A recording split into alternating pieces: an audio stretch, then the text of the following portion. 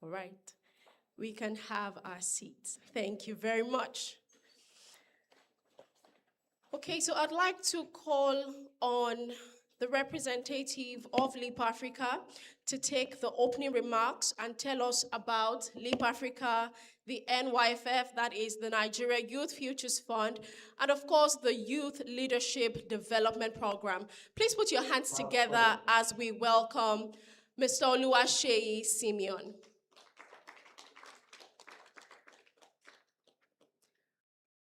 Please keep the applause going until he gets here. Thank you very much. He's not here yet. Thank you.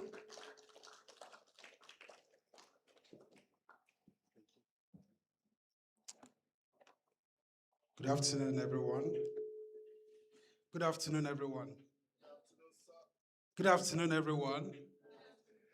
I totally understand if we're a bit cold right now because we're starting quite behind schedule. And for those of you who have been in the hall since our call time, I want you to please put your hands together for yourself. We truly, truly appreciate you.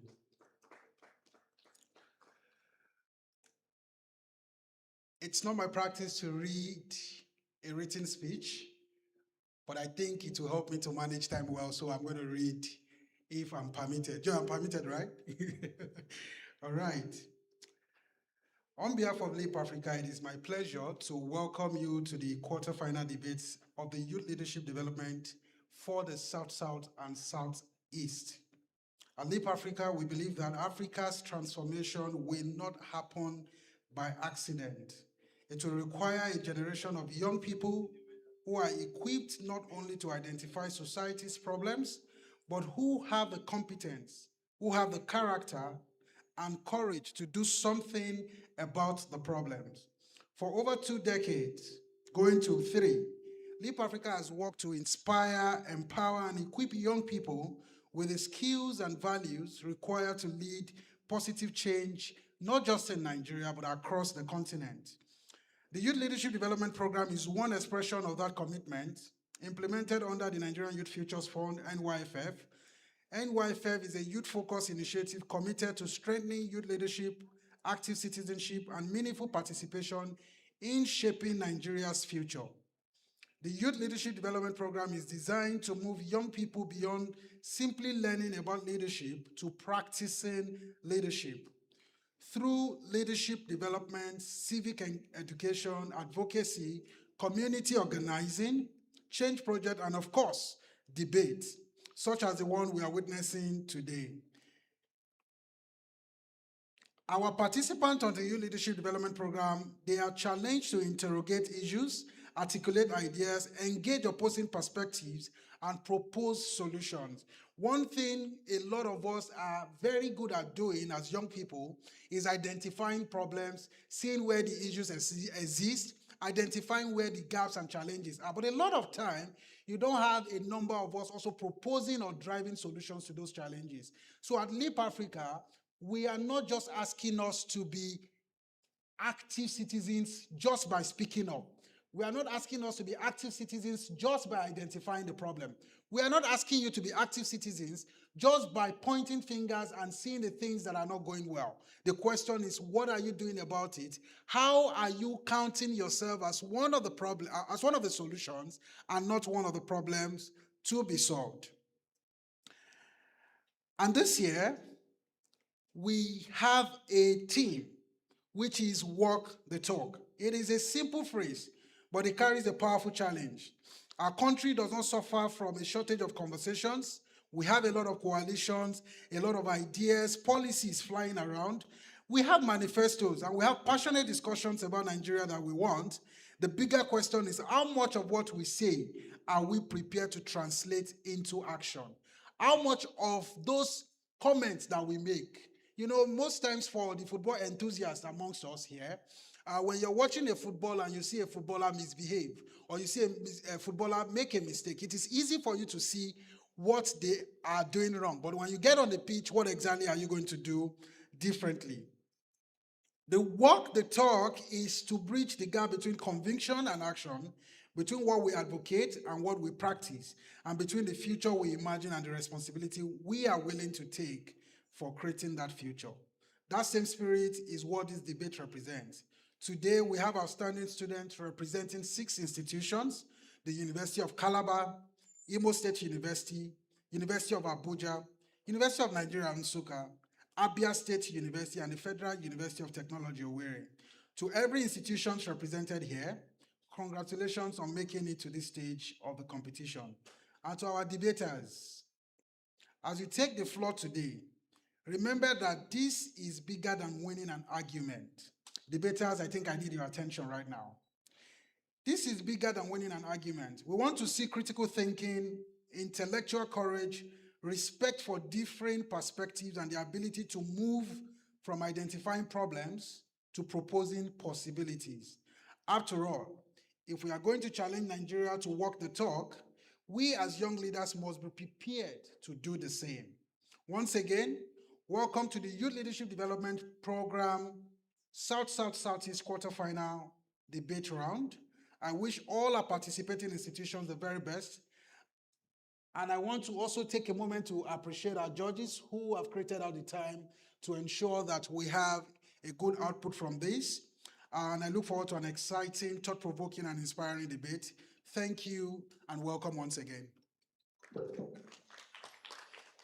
Thank you very much, Mr. Oluwaseyi Simeon. Please let's put our hands together for him again.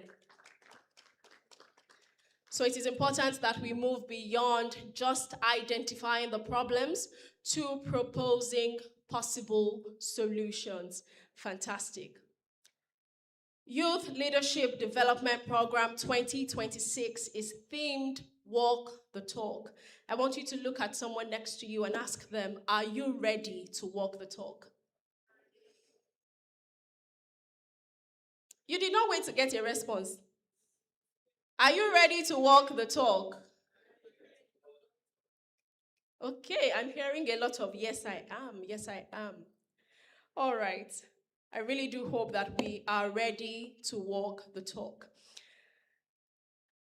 Right about now, I would like to welcome and appreciate the presence of a few of our guests who are already in the room. With us this afternoon is someone who has been of immense support to us, to the team from LEAP Africa, in the actualization of this debate competition. I'd like you to please put your hands together for the HOD Agricultural Engineering, University of Calabar Engineer Oluwadamilare Eludire, aka the youngest HOD in the University of Calabar. Please put your hands together for him again. I want a resounding applause. Thank you very much. We also have with us this afternoon Associate Professor, Department of English and Literary Studies, University of Calabar, Dr. God's Gift Ogban Owen. Please put your hands together for him. Thank you very much, sir. And finally, we have with us this afternoon the coordinator of the University of Calabar Debating Society, Mr. Franklin Ubi. Please put your hands together for him. Thank you so much for gracing us with your presence. They are also our judges for this debate competition today, and we are absolutely glad to have them. Please let's put our hands together for them once more. Okay, without further ado, we'll be going straight into the debate competition. And today we have both virtual and physical debates happening because one of our teams, unfortunately, could not be in the room. And in the spirit of fairness, we have chosen to give them the opportunity to join this debate competition virtually, together with the team that they would be debating with.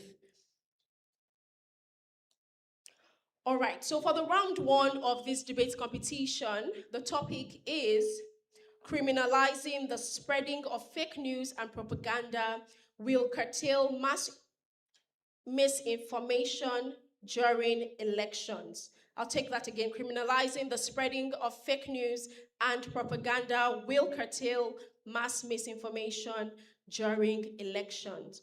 And debating would be two teams, Team Vivacious, the proposing team, Uzodinma Chiamaka Pauline and Samuel Chidera Polycarp, and they would be debating against the opposition team, the Vanguard duo, Jato Godwin and Eliagu Emanuela. I will just quickly take the rules of engagement so that the debaters, the judges, and of course, our esteemed audience are all on the same page. All right, so for this debate competition, we'll be having the proposition team start with their opening argument, and after which we'd also have the opposition team do same. They would have 4 minutes each for their opening argument.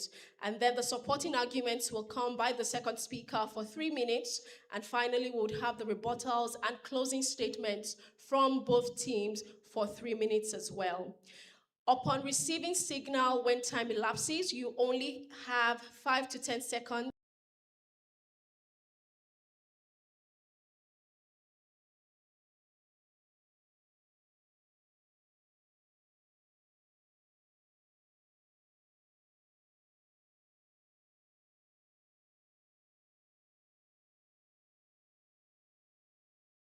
or statement, after which you have to stop.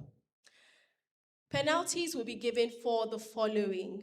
Teams will be penalized for failing to adhere to the ground rules of engagement during the competition, and each offense that will be mentioned now will attract a penalty of 1 point each.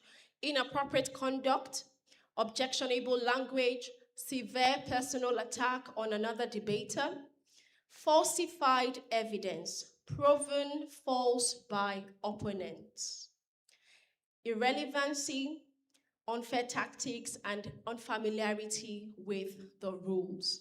So I'd like to point out one of these rules: falsified evidence proven false by opponents. Once the debate starts, both teams are encouraged to listen to what the other team is saying. If they have put forward statistics, facts, whatever statements that are not true, the onus is on you to point that out, okay? And for our judges, the penalty only comes if the team they're debating against points out the incorrect information. However, when we notice incorrect information, as judges, we're also at the end of the day, when we're giving our feedback, point some of those things out so that we're all in the know, because beyond winning the competition, we also want people to have the right information and leave here today with the right mindset. However, there'll be no penalty if it isn't pointed out by the team that they're debating against. All right, debaters, please note that your timer for those who would be debating physically is right in front of you, where I'm pointing right now. Okay, and for those who will be debating virtually, the timer would be on the screen. All right, are we excited to start? Debaters, I can see your smiles, but those smiles are not full. You're like, okay, let's just start. God help us. All right. Please, virtual debaters, can you confirm to me that we are ready to go?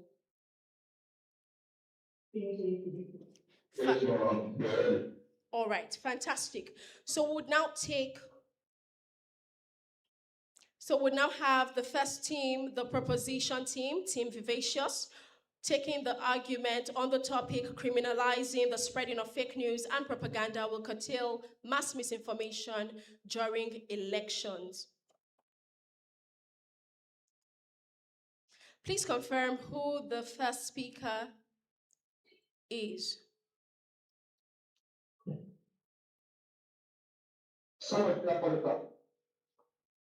All right. So Samuel Chidera Polycarp would be the first speaker for Team Vivacious. You have 4 minutes for your opening statement. Are you ready?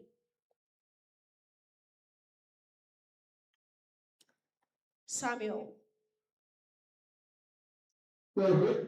All right, your time starts now.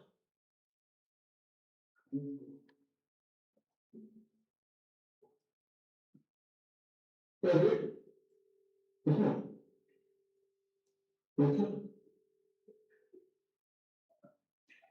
those are just my specific judges. What happens when an information or the man gets a legal process before the truth gets to the country? This is influence. And such influence in election is a threat in over election. I come for this motion. When we are about criminalizing, we are advocating for not for capture of everyone who comes to our information and shares it. However, we are saying that the limited act of having information, spreading them for the so-called conducting for a political opinion and election is supposed to be punishable.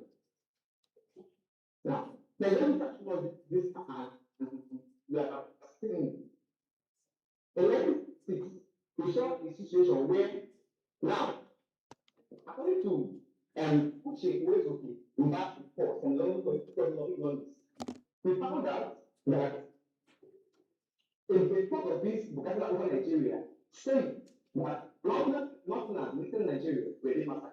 However, the same report cautioned that Nigerians in Nigerian massacre are protected by assembly cannot use that fabricated report. However, lies and fear have been shared.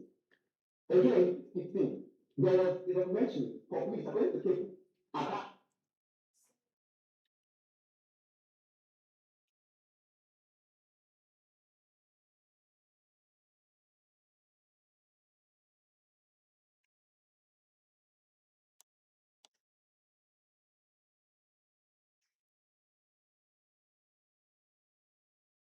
We can't hear Samuel anymore.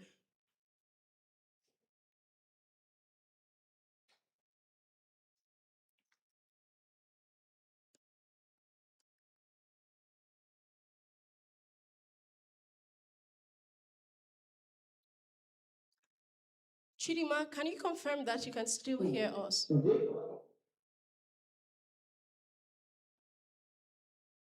Yes, I can still hear you. Yeah, I can.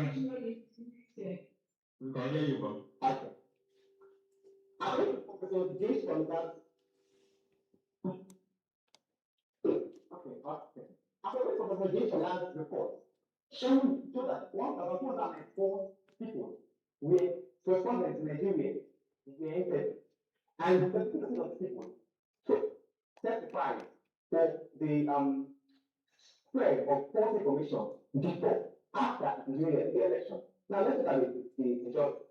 1966, the situation with life and vote for president.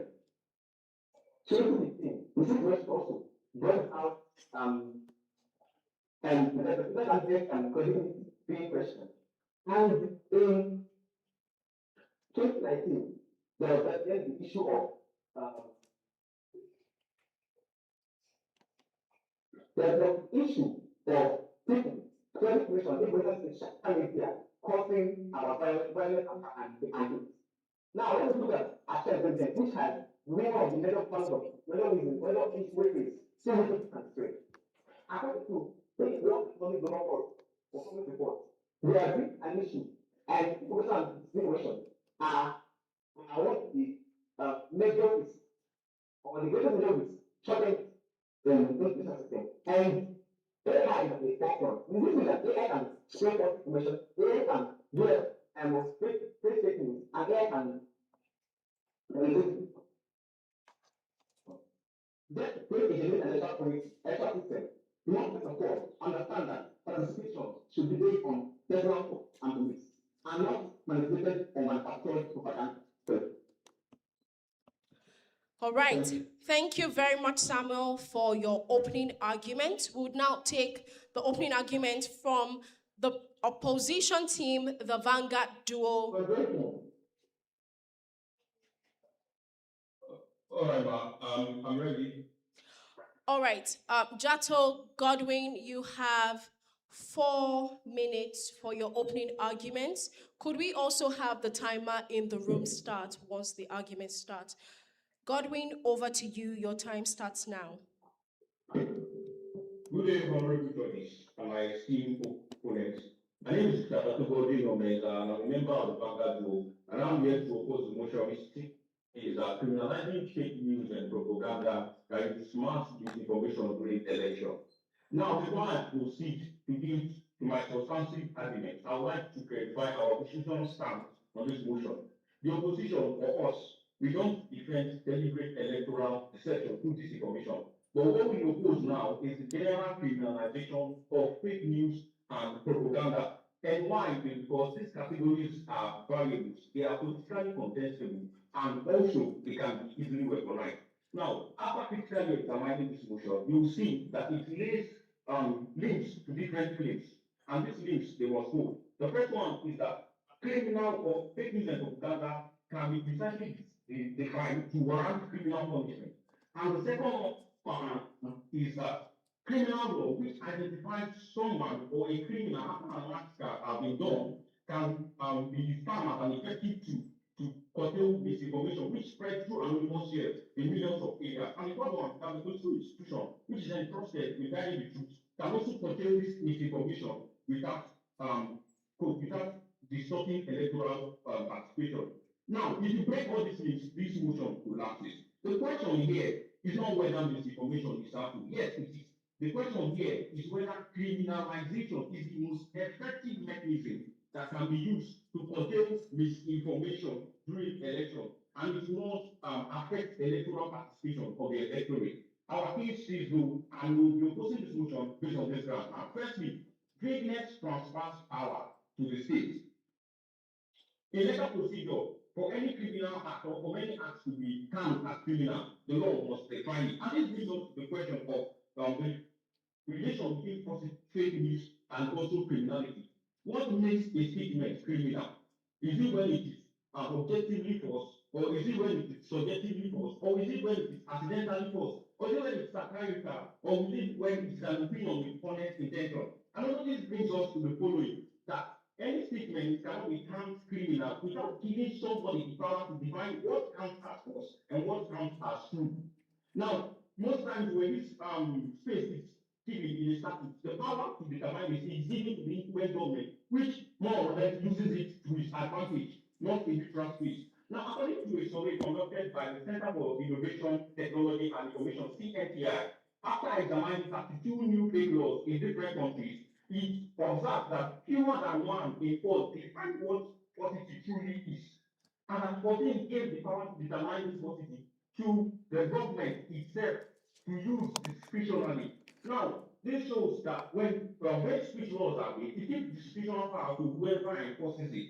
And he enforces it according to his own way. And this experiment is critically shown in the Singaporean general election of 2020, where opposition received correctional orders due to information passing, while the candidates did not receive the proposition candidates didn't receive any at all. Now, to my second point, enforcement reaches the easiest target, not disinformation generally. Enforcement cannot automatically reaches the target itself. It reaches the part that is near. And it reaches the nearest target. And disinformation networks are often conducted anonymously over a wide area. So it cannot be detained any. And this brings us to the better alternative that we suggest, like pre-prompting, fact-checking, civic education. This is where the citizen to know what disinformation is entirely before it becomes harmful and before it becomes a belief. Now, in conclusion, democratic participation is not about telling people to keep quiet. It's about giving people to express their Time up. beliefs in a way that will not harm them. And for this, Time up. Time up. Thank you very much, Jato Godwin, for your opening argument. We would now go back to the proposition team, Team Vivacious, to take their second argument. Please make welcome Uzodimma Chiamaka Pauline. You have 3 minutes. Good day, distinguished ladies and gentlemen, and my fellow filmmakers. I stand in support of the motion that criminalizing the trading of fake news and propaganda will curtail mass information. Now, for information to become mass problem, there are first people who deliberately created this information, people who gave it information, weaponized it for the intent of manipulating elections, for the intent of deliberately interfering with democracy. First, before now, there are pre-existing laws against electoral fraud, bribery, and violence. These laws were not intended to punish offenders. These laws were also intended to punish people before, was also intended to look people before committing crime. Which is my first one, deterrence and accountability. Now, deterrence is not intimidation. Deterrence is giving someone a reason to reconsider taking a particular action. The basic principle of deterrence is that when consequences of an action become serious and certain enough, the criminals engaged in this action will be. Now, according to prison time in 2019, a professor named Peter Oman was convicted for forcefully manipulating an election result. From this case, I am not claiming that statistically one conviction can make this misinformation disappear. Rather, I am saying deterrence requires consequence. And when there are consequences to an action, given to people who create this one, which is this mass information, mass misinformation. Secondly, criminalizing also responsible behavior when sharing information. Now, according to CBD, which is Center of Democratic and Development, it was recorded that current active Nigerian users increased from 17 million to 36 million. Now, what does this tell you? The issue is not in the user alone, not the number of users alone. The issue is that a false information can reach 10 millions of people within a short period of time. But when there is criminalization, this makes people to verify their news before spreading. Now you are able to verify this, you're able to fact check your before you're able to send it to different groups on your WhatsApp and other marketplaces. Thirdly, I would say that criminalization also makes misinformation costly. It also even gave us an evidence that some people who engage in this information do this for the sake of the profit they get from it, for the influence they get from it, and so on. Now, with criminalization, this will help curtail advertisement revenue and other social media expressions that have been suffered from engaging. Time up. With this Time up. I believe that criminalization will not curtail much information. All right. Thank you very much, Uzodinma Chiamaka, for the second argument from Team Vivacious. We would now go back to the Vanguard duo for their second argument. Over to you, Emanuela Eliagu. Imagine waking up this the government now has the power to decide what political statements are true, false, and which can send you to prison. The same government actively involved in the process of election is now free for what statements are foul. Ladies and gentlemen, my name is Emmanuel. I'm here to build on the point my teammate already established in opposition to this motion. And I will not explain for that, I will show you the evidence of what's already happening. First, I'd like to say that Nigerians are already showing us this risk and instead of enacting such laws. What do I mean? In September 2025, Premium Times News reported that Korea actually Showore was charged over social media posts is not only on famous school. What do I mean? In March 2024, the Committee to Protect Journalists reported that their journalist Shehu Olatunji was detained for 2 weeks over the reports he made on a government intelligence official. Now, ladies and gentlemen, if a professional journalist can undergo such legal process, what happens to the ordinary voter that has no legal platform and has no support behind him? They will begin to ask, if such a person can undergo such, why should I, that have no one, come out to speak? Why should I risk speaking out? Or now, you don't need to arrest millions of people in order to pursue millions of people. You can target one person. Now, my third point, the intent the pattern is global, but the intent was limited. What do I mean? In 2018, Malaysia enacted its own anti-state news law when their prime minister was facing a multi-billion dollar scandal. No, the affairs minister came up and said this law was enacted not for the benefit of the citizens, but rather to instill fear in those that were sitting against the prime minister. Ladies and gentlemen, my teammates ask, who decides what is false? Who decides what is falseness? And I'm here to tell you that the government in this country at this moment are charging their critics under laws that are even narrower than what the motion proposes. Ladies and gentlemen, criminalizing fake news to save election is just like burning down your whole house to exterminate termites. Now, after burning your own house, you may have killed the pet, but now you have no house to run to. Ladies and gentlemen, we cannot save democracy by adopting methods that democracy itself should fear. And for this reason, I urge the House to reject this motion. Thank you. All right. Thank you very much, Emanuela. We'll go back to the team Vivacious for their final outing, which is their rebuttal and final argument. Over to you, Samuel Polycarp. You have 3 minutes as well.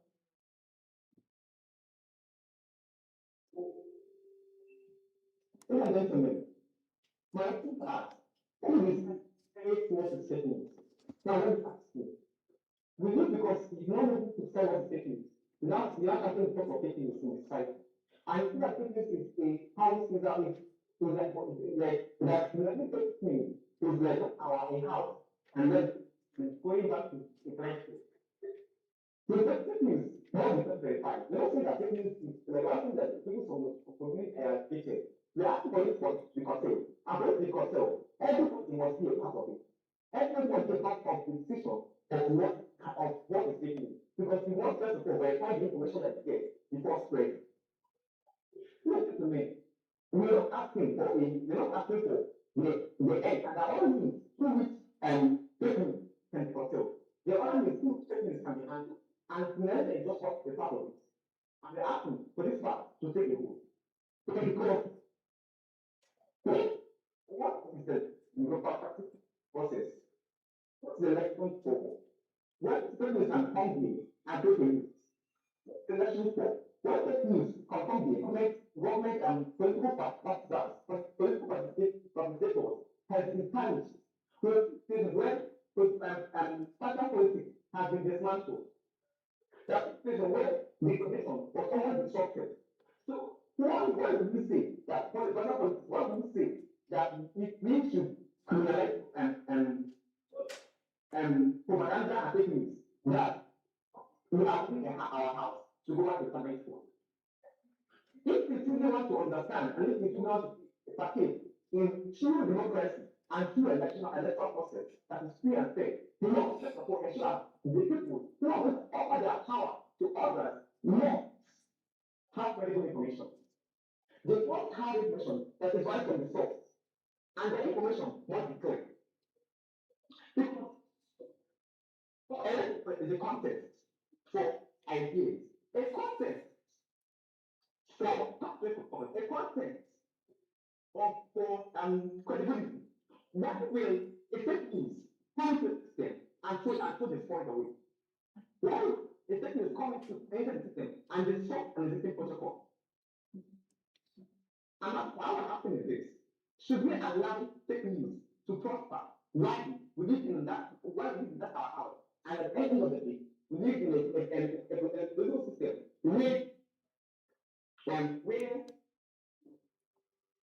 our electorates are not informed, and where their truths are being manufactured for them, or their lies being manufactured for them in the name of propaganda.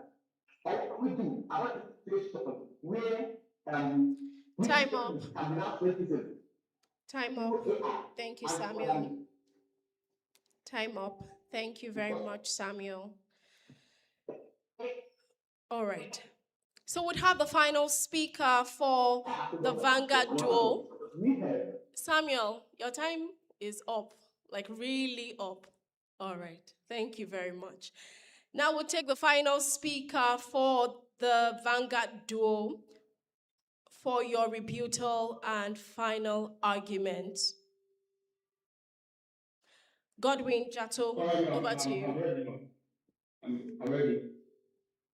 Your time All right. starts now. Honorable judges and esteemed opponents, the proposition team has done a lot and has brought quite a lot of authorities to support their claim. But there are loopholes and there are faults in it that will lead to reboot as we'll be going forward. Now, first thing first, they talk about the definition of propaganda and fake news. Well, most of their claims include propaganda and fake news, deterrence, European Union, criminalization in the broad text. They also mentioned artificial intelligence. Now, propaganda and fake news. I would like us to go back to the real definition of propaganda. Propaganda is the information passed in order to influence another person's behavior. This means everybody must do it, especially in an electoral setting, whether you are in a position, whether you are in the incumbent or whatever you are, everybody must participate in it. Now, this brings us to the core question that how is propaganda being criminalized or being cancelled, which those that do tell us that intent is required. Now, in criminal procedure, one has to show the merits with the criminal intent of a thing before one is prosecuted. So one can just give a prediction, one can just give a saying with honest intention, and maybe through millions of shares, anonymously, it might be interpreted in another way, which might cause the person to be prosecuted. So how do we explain this? How do we explain this? These are another questions that we come to the case. Now, concerning deterrence, deterrence is a sociological concept, and in sociology, deterrence is meant to apply to the particular target, that person itself, the act itself. For when it comes to propaganda and criminalization, it is a broad context.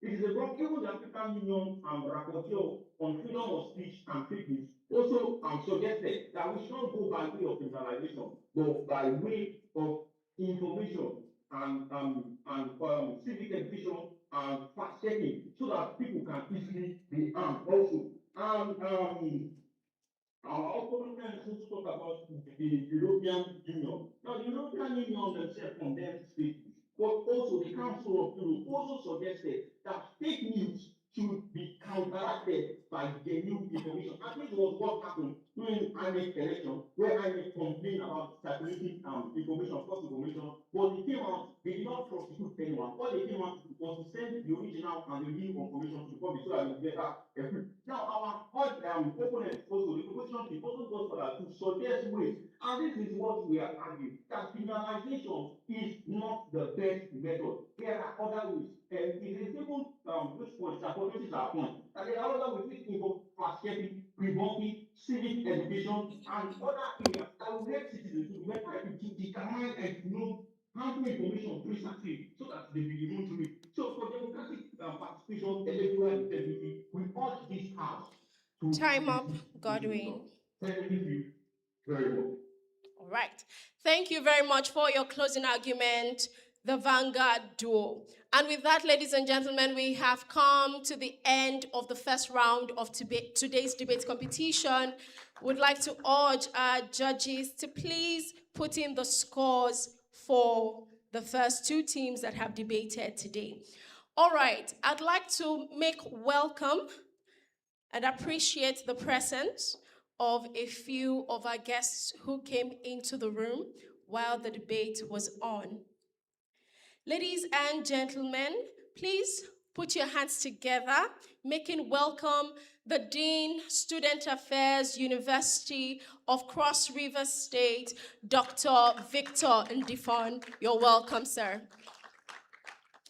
I'd also like to make welcome the immediate past chairman, National Association of Nigerian Students, Joint Campus Council, NANS JCC, Cross River State, Comrade Ojikpon Christopher. Please put your hands together for him. You're welcome, sir. Finally,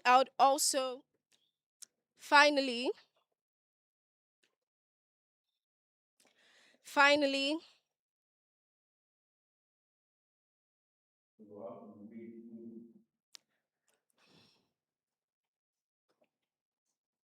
okay.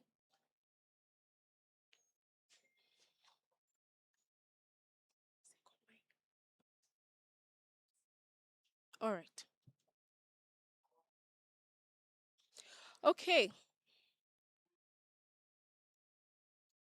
Yes, it is on.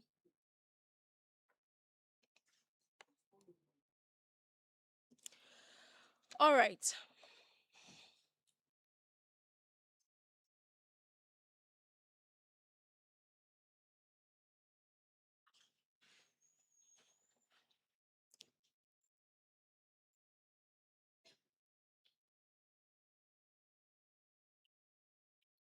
Can we have the second one, please?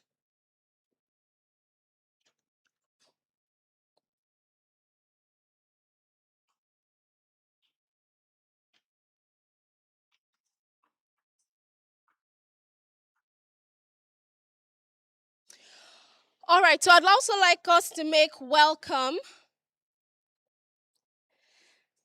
the first female student union government president of the University of Calabar, Comrade Blessing Alims. Please put your hands together for her. You're welcome, ma'am. Okay, so I see that one of our esteemed guests also just walked into the hall. The Cross River State Chairman, National Youth Council of Nigeria. Please put your hands together for Comrade Emmanuel Olayi. Thank you very much, sir, for coming. All right. I'd now like to call on the Dean of Student Affairs from the University of Cross River State to take a goodwill message. Please put your hands together for him as he comes to the stage, Dr. Victor Ndifon. Please keep the applause going until he gets here. We know how we do it. Please keep the applause going until he gets here. He's not here yet.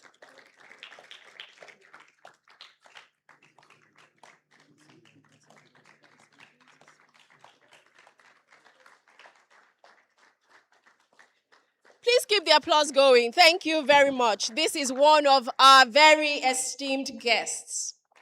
You're welcome, sir. Thank you. Thank you very much.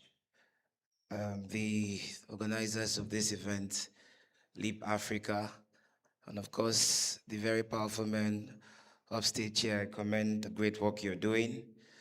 I'm sure this is a community of young people, so let me say greatest Nigerian students. Greatest Nigerian students. Greatest ba. Okay. I would like to very respectfully stand on already established protocols.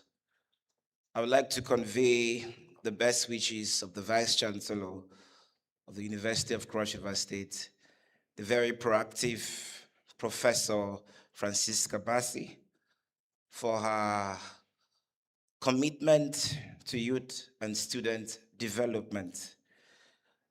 It is this demonstration that has led to our inclusion of students in the decision-making processes of our university. I must say that, you know, we are here to talk about, to hear young people, you know, discuss policies, issues that affect our nation, to adumbrate and deliberate on matters that have, or will I say, long-term effect on the progress of our nation. So she has ensured that at this stage of the leadership development of our young people in the University of Cross River State, they are involved in the decision-making processes of our university. And I must say, for purposes of emphasis, that she insists on accountability, that young people must be accountable. At every position you hold, whether you are even as something as you're a class representative, you should be accountable because you have a responsibility. And I also would like to say clearly here that I stand here as one of the youngest deans of student affairs in Nigeria because Professor Francisca Bassi is interested in allowing young people express their leadership qualities. So I convey our best wishes to Leap Africa and to tell you that she is in support of what you are doing here, and she would like, you know, the partnership with our university to manifest as soon as possible. I I must say that no nation grows above the capacity of its young people. All societies of the world, have progressed because its young people have stood up and have said, we must move forward as a nation. And Nigeria has a unique opportunity because, I may not get the exact numbers, but I know that we have a thriving youth population in Nigeria. And what you do here in Leap Africa, I'm sure, is to spot, these young people, to bring them out, to show them to the world, and of course, unlock their ability to change Nigeria, unlock the ability to change Cross River State, and unlock the ability to change their immediate environment. I thank you, Leap Africa, for being a force for change in our country, and I'm sure we're going to see that manifestation in Cross River State very soon. Now, to my young people, when I was in Lagos, I met a woman, Mrs. Success, I think Adeni, and she asked me, "What are you interested in?" I said, "Ma, I think I'm interested in public service." And she said, "You need to invest in your mind so that when the opportunity comes, you'll be prepared." And she gave me a book. She gave me a book written by Lee Kuan Yew, Why Nations Fail. She said I should read it 3 times and summarize it.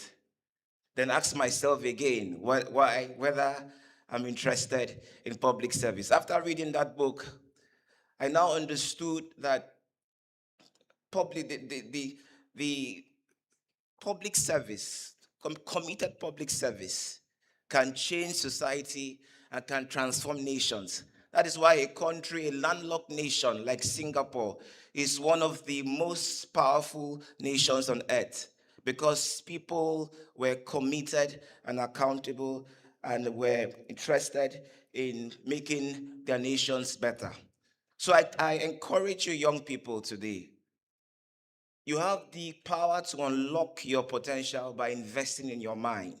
And that's the whole idea of, I'm sure, Leap Africa.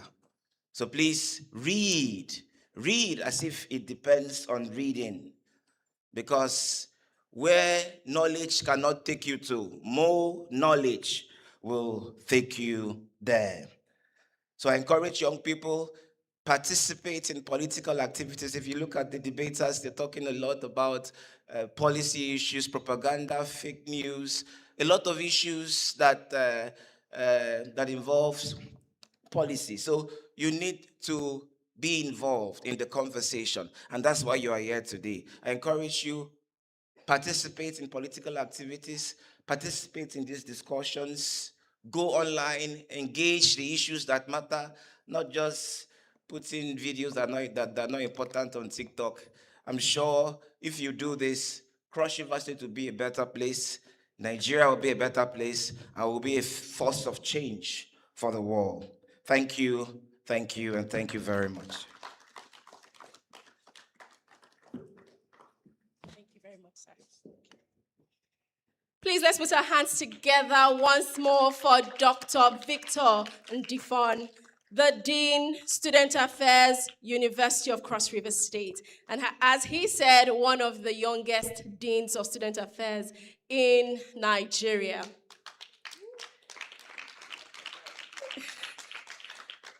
There was something that he said that really stood out to me. He said, where knowledge would not get you to, more knowledge will get you there. So don't stop reading, don't stop developing yourself. Dedication, commitment, and accountability are absolutely important for young leaders in Nigeria, for us to see the realization of the Nigeria we want. Thank you very much, sir. Our best wishes to Professor Francisca Bassi for the great work that she's doing. Thank you once again. All right. I'd like for us to take another goodwill message.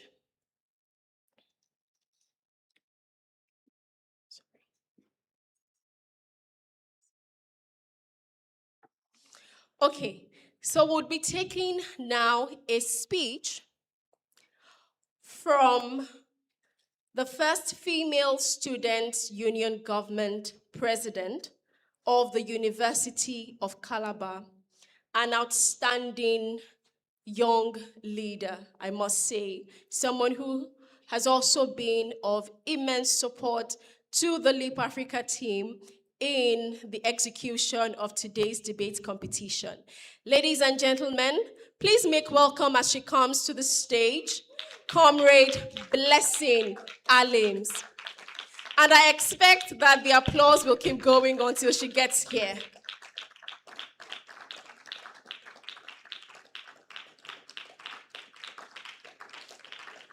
An outstanding young female leader indeed. Thank you. Good afternoon, everyone, and good afternoon to our judges and to the dean here present. I was very surprised to see him. Thank you so much, sir, for honoring the invite of Leap Africa. I would first of all like us to rub our palms. If your hands are not too busy, rub it. Rub it. Our online there. Please, you are not rubbing your palms, all of you. Make it hot. Is it hot? Rub, is it hot? So when I say power, you will clap. I'm going to say power 3 times. The first clap is for Leap Africa. The second clap is for our judges and the dean. And then the third clap is for all of us who are the participants. Keep on, rub your palm, rub your palm. You know when NEPA gives lights, how it's always very hot. Everybody will say NEPA. Are we said power? No, not for this audience. Rub it. I didn't get the sound. Is it hot? Is it very hot? Power, power, power. Rub it, rub it, rub it, rub it, and give to yourself. So thank you so much, Leap Africa, for the invite. I'm here. How many minutes do I have, Chidima? 10 minutes. Okay, so I have 10 minutes. Let me keep to time. This is 1. So by 1:10, I should be out of here. I'll be speaking on the power of focus, navigating the uncharted terrain. So almost everyone seated here, you would say my name is a household name when it comes to Calabar. True or false? True or true? There's no young person who does not know me in Cross River State or Calabar, as the case may be. So my story is something we all know, except for people who are just starting 100 level. Do we have 100 level students in the room? 100 level, 200 level.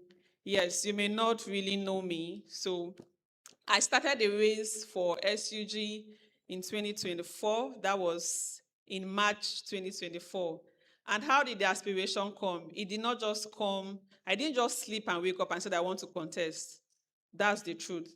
I had built structures, although the structures I had built was not for political reason. That is why, as young people, they didn't say something. Read, research, keep building your capacity so that when opportunity comes, you will not be found wanting. As a student from 100 level, I did a lot of things that had to capacity building. I even took a leadership program with Leap Africa. I have that certificate. That was in 2023. I started 2020, I think finished in 2023. So all of these opportunities that I was doing to build my capacity, I sourced for them online. We have AI now. I think as at then, AI was not that famous. When I started school, AI was not that famous. But now we have AI. AI would make you have opportunities. Don't just sit and be telling somebody, please share opportunities with me when they come. I will not send to you. Use your phone, Google. Go up, Facebook is there. I'm not a fan of X, it's very toxic. We have Instagram and we have LinkedIn of all places. If you're a young person that is saying you are not on LinkedIn, I feel you are still not serious with your life. Every young person that is looking out for opportunities, that is a platform you should leverage. Facebook is a place that people talk a lot. And for some of us, it tempers with my mental health. So although I have more of audience on Facebook, I have about 20 something thousand followers on Facebook, but know what you are using it for. So long story cut short, how I became the president. I prayed. Yes, I prayed. God, do you want me to? God said yes. And I asked myself, do I have the capacity to first lead? I said yes. Are the men better off than me? No. I'm pleased to introduce Christopher. We contested together. 2 years ago, we were on this stage. Yes, he was SUG aspirant or SUG candidate for the presidential election. We all stood on this stage. We had our debate 2 years ago.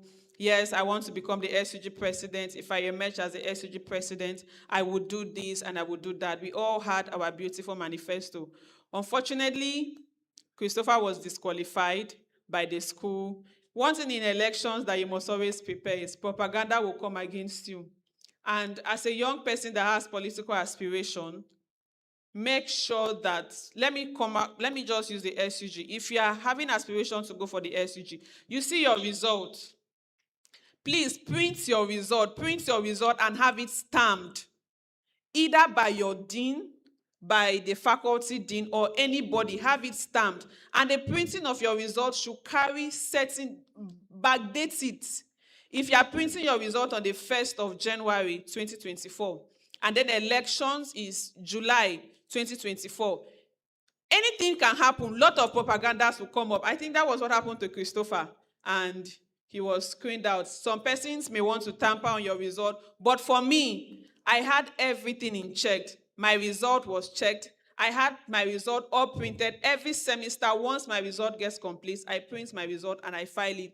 I said, in case anything wants to happen, in case my opponent wants to get to my portal, wants to tamper with my result, I have everything hand copied and it was all signed and stamped by my dean. So please, accountability to your own self and being very vigilant as an aspirant is also very important. And then the power of focus. Do not just feel that being a first is not a guarantee that you will succeed. Because with the celebration, with the euphoria that may just climb your head, I'm the first, largely celebrated, globally celebrated by the state, you will be carried away if you are not focused. Trust me. I was all over the media. How many of us still remember the 58? 58 saga. You still remember? Yes, the first female SOG president appointed 58. If you doubt me, just type on your phone, Blessing Alims, and 58. It was something that I was dragged on Twitter, X, everywhere you can think of. And I leveraged on that. I used that point to sell myself out to the world. Trust me, when people were dragging me, I came up and said these were the reasons I appointed these people to serve in my cabinet and also to learn leadership. And believe me, out of those 50 persons, him, Abraham, yes, the first guy that was here, the first guy that was seated here, Abraham, the sign language interpreter, he was among my aide. I have my aides who are also holding leadership position presently on campus. So that was a medium for people to learn leadership and not how the social media service and the rest wanted to see it. So please, you need to be focused. You don't have to be carried away. And you would ask yourself, in my church, you must not be SUG president. Even in your church, you can choose to challenge the status quo. You can choose to tell yourself, we've never had a youth female president. Why? It must not be the men. It must not be the SUG. Take up that responsibility and say, yes, I am going to contest as the youth president in my church. And it will work. So look around you. Look at how you can make differences. Firstly, make a difference in your life. Some of us seated here, our social media handles they are different representation of who we are. And I want to urge us, we live in a global world. Do not take your social media life lightly. Take it very seriously, as though your life depends on it. If you're a young person that applies for opportunity, you would know that all applications now, they request for your social media handles. For now that you've not made it and I have not made it, all the things you do, please post it online. But when you make it and you get to that position that does not warrant you posting the things you do, it is fine. But for now, you need to sell yourself out there. People may think you are doing a lot. You are not doing a lot. If you go back to my social media page, far back as 2023, the certification I got from Leap Africa, I am sure it's there. I was posting everything. I was ensuring that I celebrated all my wins, No wins was too small and no win was too big. And when I finally wanted to contest, one manifesto that stood out for me, Christopher would say, I would tell people, when I'm just an ordinary student and I've been making impact in the university, I'm just an ordinary student. The vice chancellor knows me. The vice chancellor knows of my name, even though she's not heard about me. I am just an ordinary student, but I've carried over 100,000, or what should I say? I've impacted over 100,000 students here on this stage as an ordinary student. I was always here. Teso, through the Unica Youth Friendly Hub, he's standing there. We've done beautiful things. So do not just be an idle student. Man, my goal in this school is to come and get certificate. My dear, Unica will give you certificates in character and in learning, but when you finish, no employer, boss, the Leap Africa, no employer is interested in your certificate. I have a first class. No employer is interested in that. They're interested in what you can offer. In what you can offer. And you only build those skills when you are in school. Once you step out as a graduate, trust me, is that when you want to go and start learning how to use computer? Is that when you want to go and start learning the least Excel, the least PowerPoint, or the least Microsoft Word? Please use this period. Everybody seated here, or majority of us are students. Use this period and develop yourself. It must not be SUG. You can lead anywhere. Do not wait until you are out of school. There's no time. There's no time for me as well. I just graduated, but if I show you my CV, you will be impressed. Finally, I think, yes, it's time already. Finally, take this 2 cents of mine. Nobody cares about you. Nobody's interested. Nobody is interested in what is happening in your life except you. Nobody will come to your house and tell you, pick up yourself and start being active. You will have to advise yourself. And once you win, the world will celebrate you. Nobody cares about your losses. I don't even care if you've eaten. Nobody does. But trust me, once you get to that ladder, hey, I know how. She used to be my classmate. Oh, yes, so she's my classmate. Oh, I think we are friends. Nobody. When I was on that race, trust me, people that I had supporting me were not up to 50. People that sent me money were not up to 50. But immediately I won. The very day I won, I want to tell us that I had up more than 1 million in my account. Money was just coming in from every angle. People were just sending me money. People that I had met to support me, they sent me money when I won. So nobody is interested in your struggle. But you need to be focused because you know what you want. And then some people will feel because you are there, you will not take your academics seriously. It's a lie. I started with 4.73 when I was contesting for that election. And then I ended with 4.65. Although I dropped, but I still stayed on my base. SUG is a distractor. It all depends on you, on how you prioritize your goals. So please, remember, nobody will come and advise you. You will advise yourself. And some of us will not take advantage of opportunities. This is an opportunity for us to connect. But no, you will just sit down and be pressing your phone. When it's time, you just carry your bag. Pew! You are back to your hostel, you are back to your lodge. No, you are at an event like this. Snap, post. Oh, yes, I attended this, I attended that. I took away this from this session. I took away that from this session. I am pleased to meet with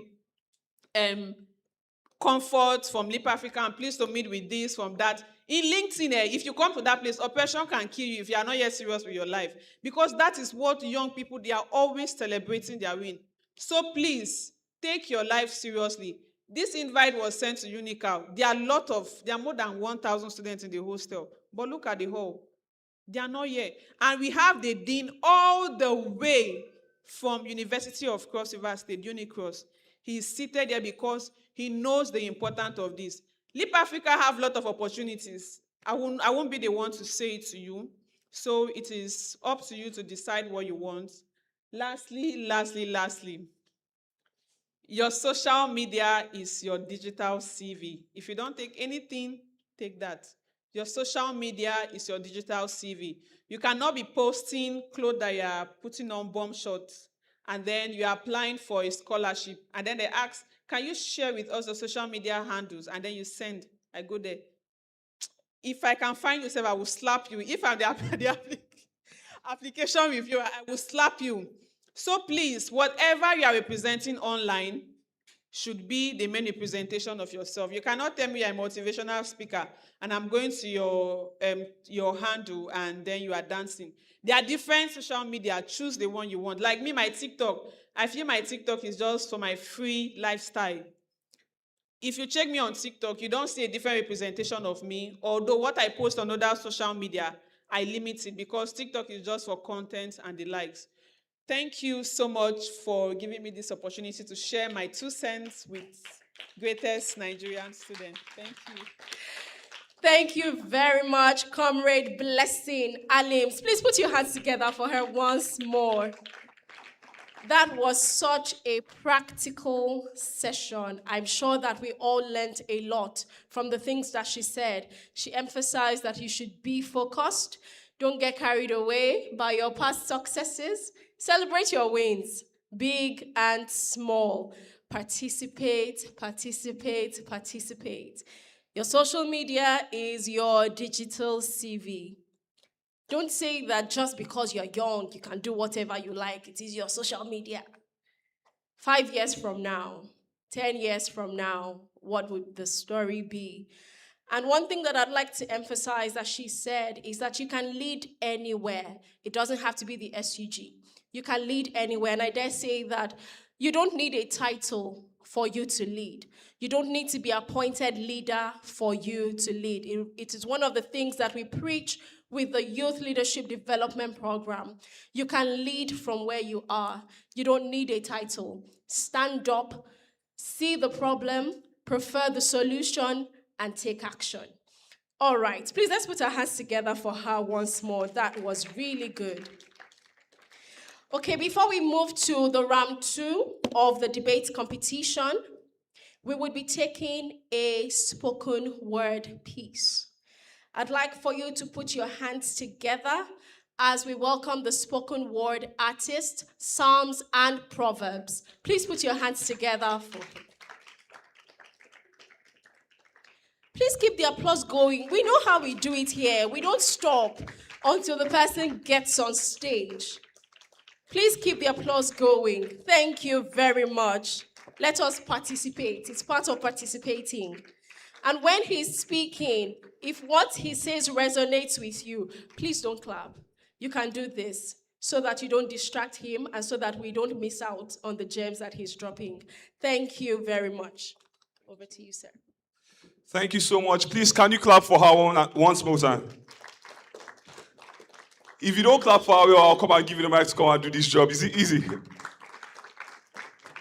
All right, I'll first of all start by appreciating the presence. Now, I am not just recognizing, but appreciating the presence of all the dignitaries present. And this is because we are in a time where there is a lot of selfishness within the Nigerian society. And you can see that a lot of leaders just come up to do things when there is something in it for them. But right here, we don't have, this is not, they are not politicians that you say, okay, they are coming to canvass for your votes for the upcoming elections. They are here, and the job in the academics in a system like Nigeria, you know that it's one of the most selfless jobs. So please, can you put your hands once again for them? And also put your hands for the organizers of this event, please. All right, I'm seeing some people not clapping, but I don't have a lot of time to make people clap, so it's all right. So please, music, can you just give me my sound? Okay, if the music is not ready, however, I would learn to manage my time properly. You know that we are in an event that speaks. What's the theme again? What's the theme again? Walk the talk, right? So we are in a generation that there is a lot of talk around, and sometimes there's little work going on. And one of the aims of this is to encourage us as citizens to also participate in the things that are going on around us. And this is a little something I wrote about that. Are you ready to listen? All right, turn by your side and tell your neighbor, listen to this poem. All right, tell another neighbor, listen to this poem. All right. There is a church or a mosque filled with men calling on God to fight their battles. The pastor says victory belongs to God. All right. Am I permitted to start over again? Thank you so much. There is a church filled with men calling on God to fight their battles. The pastor says victory belongs to God. But does he know that when man plays the blame game, God plays the victim? The greatest of all time, which is the goat, is reduced to a scapegoat sacrificed on the altar of man's responsibilities. Does God know that Easter Fridays are not the only days that his son takes the fall for man's fault? I said, does God know that Easter Fridays are not the only days his son takes the fall for man's fault? The other day, one took the life of the other, and since God gives and God takes, God was blamed for the taking. The day before, a man made a woman bleed. Was this also God's making? Because we give our hearts to men and call on God when it's breaking. We put our trust in man, and now our faith in God is shaking. Voting leaders with no vision, and when they turn a blind eye to our suffering, we ask if God isn't watching. I said we vote in leaders with no vision, and when they turn a blind eye to our suffering, we ask if God isn't watching. When the nation is crumbling, where do those with no visas run to? Some say the name of the Lord. My pastor says this is a strong tower, but do you realize that even the unrighteous run into it these days? Listen to the cries of the victims of religious wars, and you would hear that even the house of God could be used as the devil's workshop. How dare you hide behind the name of God to do the devil's work? Speaking of the devil, don't we know him by his native names? He has danced in our village squares. We used to run away until we realized that these masquerades were just humans in scary clothes. He has been men all along. So how dare you say we're caused by the gods when all this pain was caused by men? He has been men all along.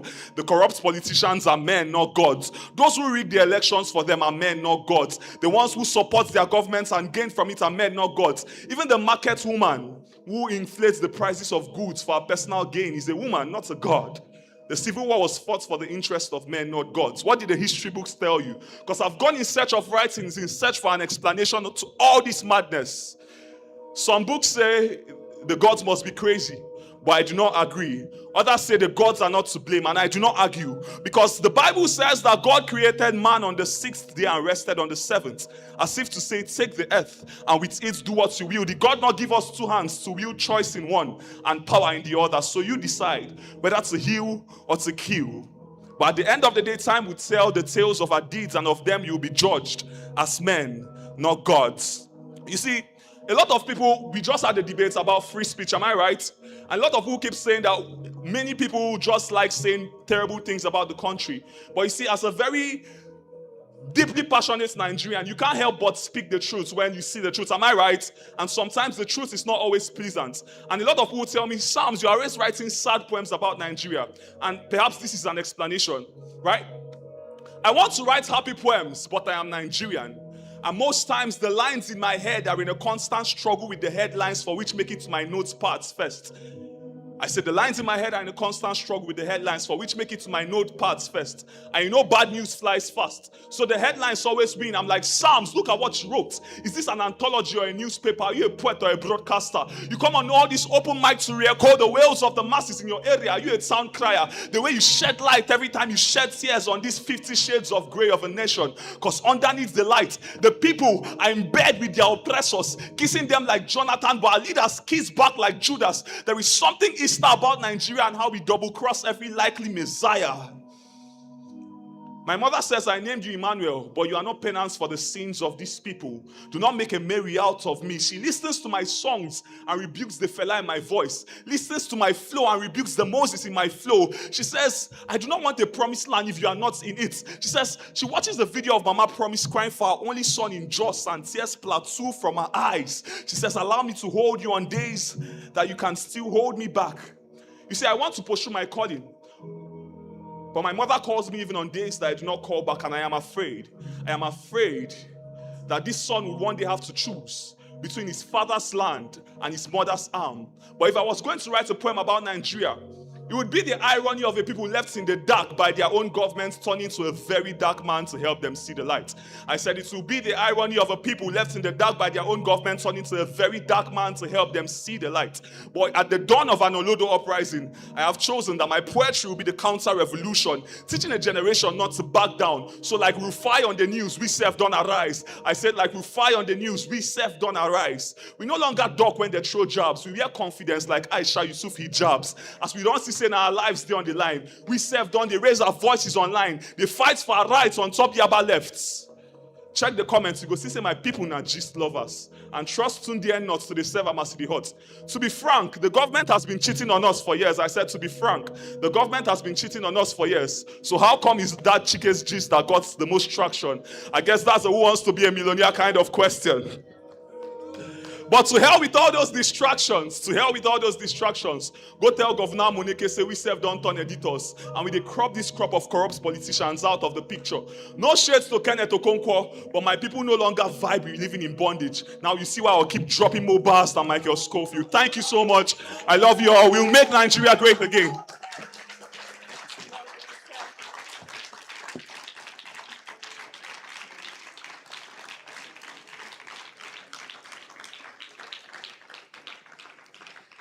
I think that the applause is proof that that was a beautiful outing. Please, let's put our hands together for him once more.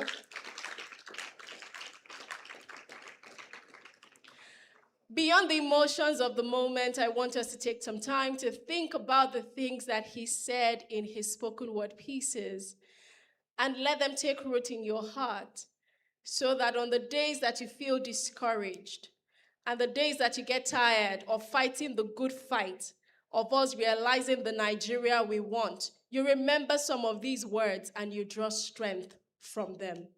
All right, I would like to appreciate and welcome one of our esteemed guests who stepped into the hall during the spoken word piece, the Dean, Students Affairs, University of Calabar. Please make welcome Professor Ayo Mensah. Thank you very much, sir.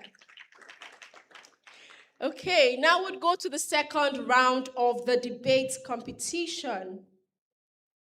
And we have two teams debating the topic, disability awareness campaigns in Nigeria are a substitute for action and have worsened the exclusion of persons with disabilities.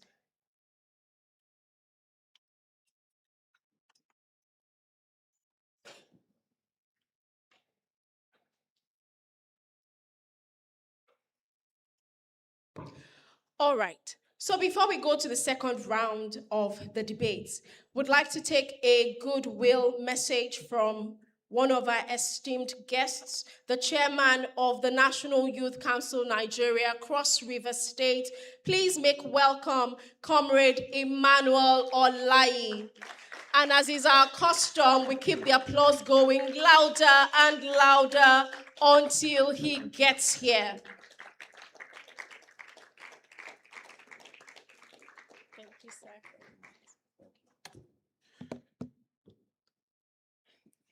Build a youth. Build a youth. Our Dean of Student Affairs, University of Calabar, our host, who is here, I'm sure, on behalf of the Vice Chancellor, and our Dean of Student Affairs, University of Cross River State. Let me recognize the team from LEAP Africa and other special guests here, judges, and participating youth in this very important occasion. Mine is to give a very short goodwill on behalf of the youth of Cross River State, of which I represent as chairman. Also sorry for tampering with your order of event. We have a long journey to make, but because of the importance of this occasion, we needed to rush over here to join us. Let me thank LEAP Africa for what they are doing for 24 years. Hope I'm correct. 24 years. I recall that around 2016 or 2017, upon graduation, I'd volunteered for Leap Africa, and I remember the quality of teachings that we got from that engagement with Leap Africa. So I will attempt to say that I'm a member of Leap Africa, and I've also benefited from the good stuff people are doing at Leap Africa. 24 years is not 24 days, and you guys will be consistent. We thank you for coming to Calabar and choosing University of Calabar, because I'm also an alumnus of University of Calabar.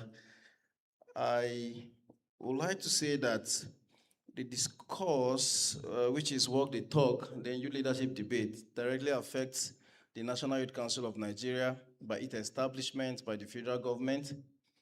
In the year 1964, the Youth Council was established for young persons to have a platform to, one, interact, two, to show innate abilities that they have, and then the other one is to advocate for everything that has to do with young persons. And I think Leap Africa is taking the lead in this advocacy. Just like our dean, Dr. Ndifon, had mentioned, that everything rises and falls on leadership, and that a country can go as far as the quality of its young people. And so Leap Africa has not just done well, they have invested in young persons, not just in Nigeria, across Africa. So I'd like to congratulate you and thank you.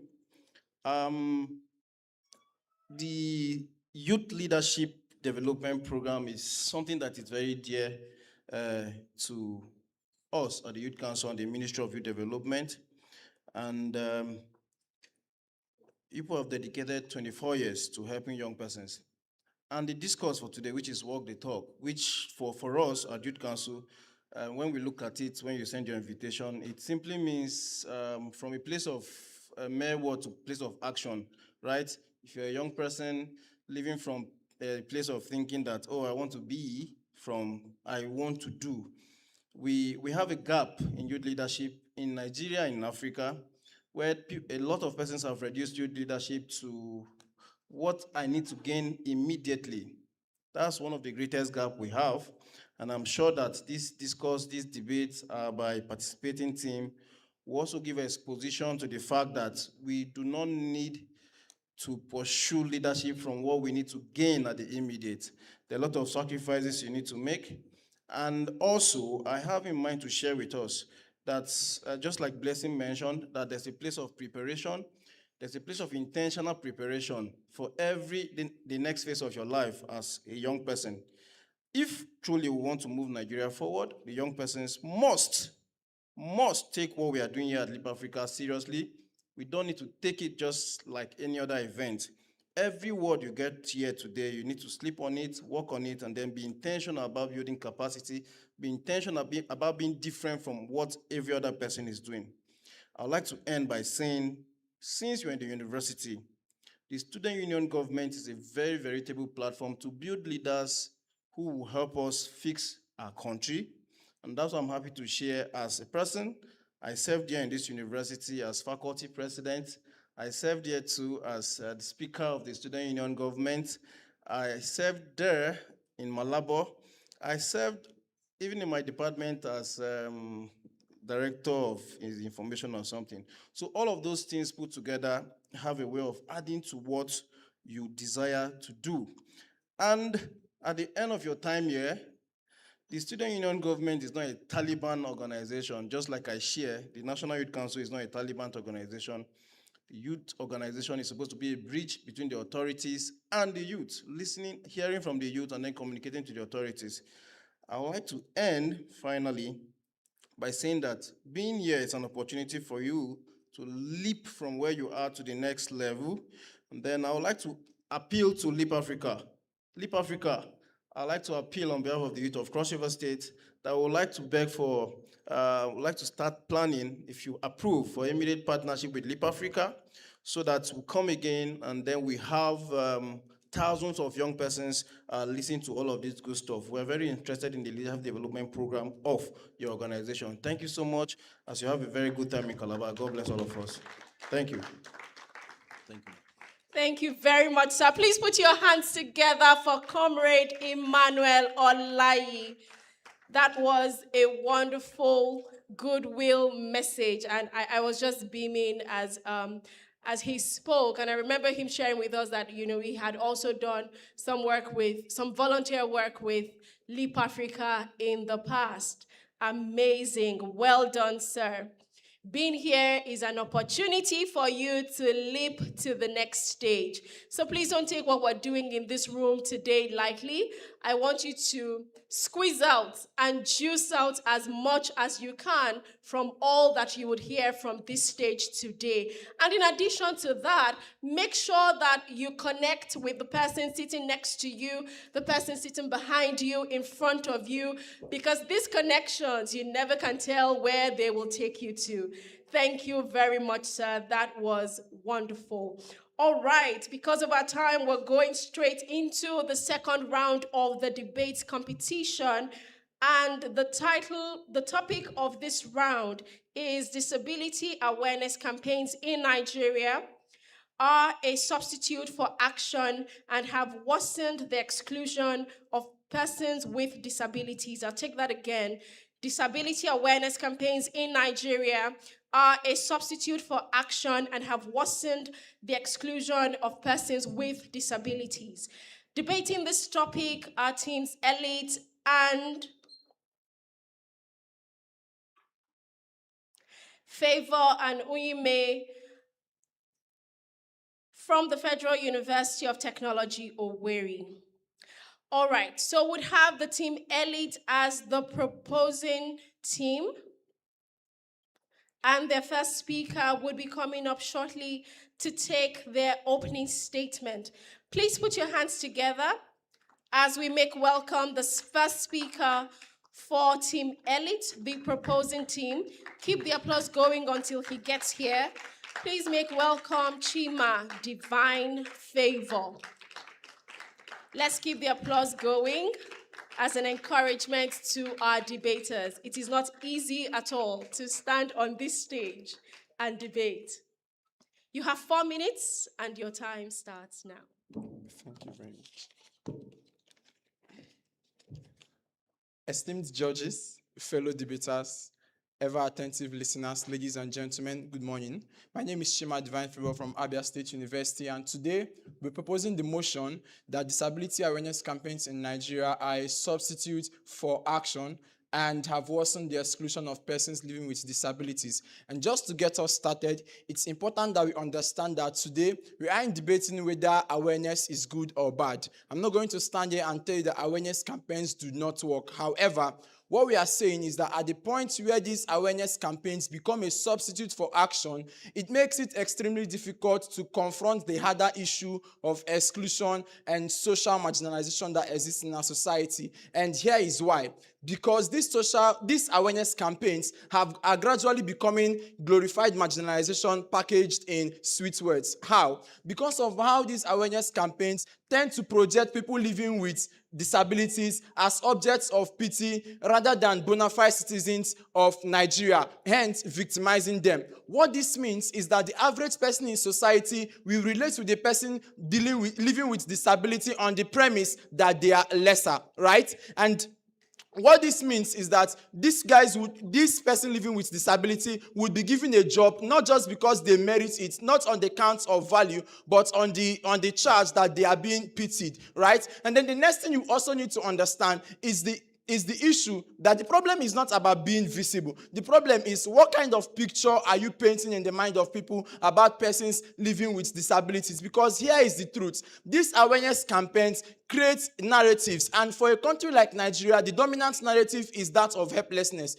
These narratives go ahead to create a certain perception. This perception shape behavior, and this behavior in turn becomes forms the practice of people within a society. The deception is that on the outside, it looks as though we are doing a lot around the subject of social inclusion. Meanwhile, on the inside, we have the highest level of exclusion and social marginalization happening. The next thing you get from us is the fact that these awareness campaigns create a false sense of progress.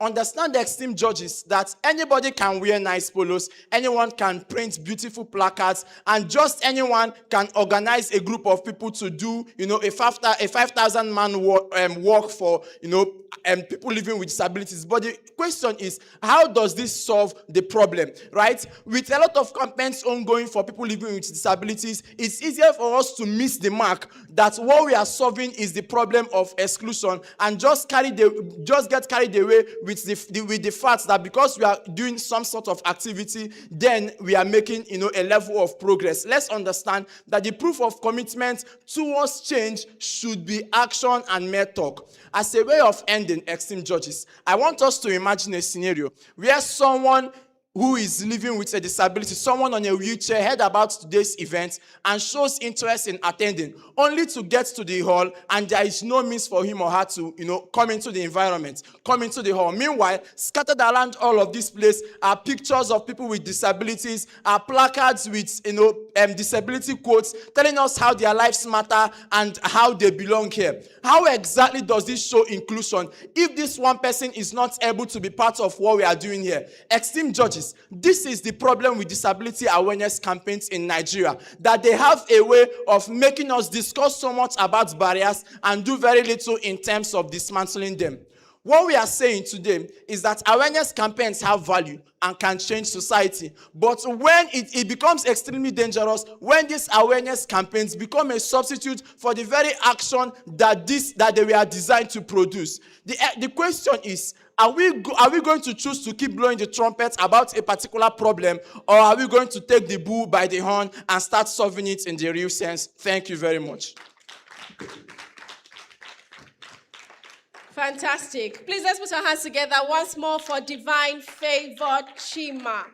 We will now take the first speaker from the opposition team, Team F and U. Please put your hands together for Bona Favor Amarachi, first speaker of Team F and U.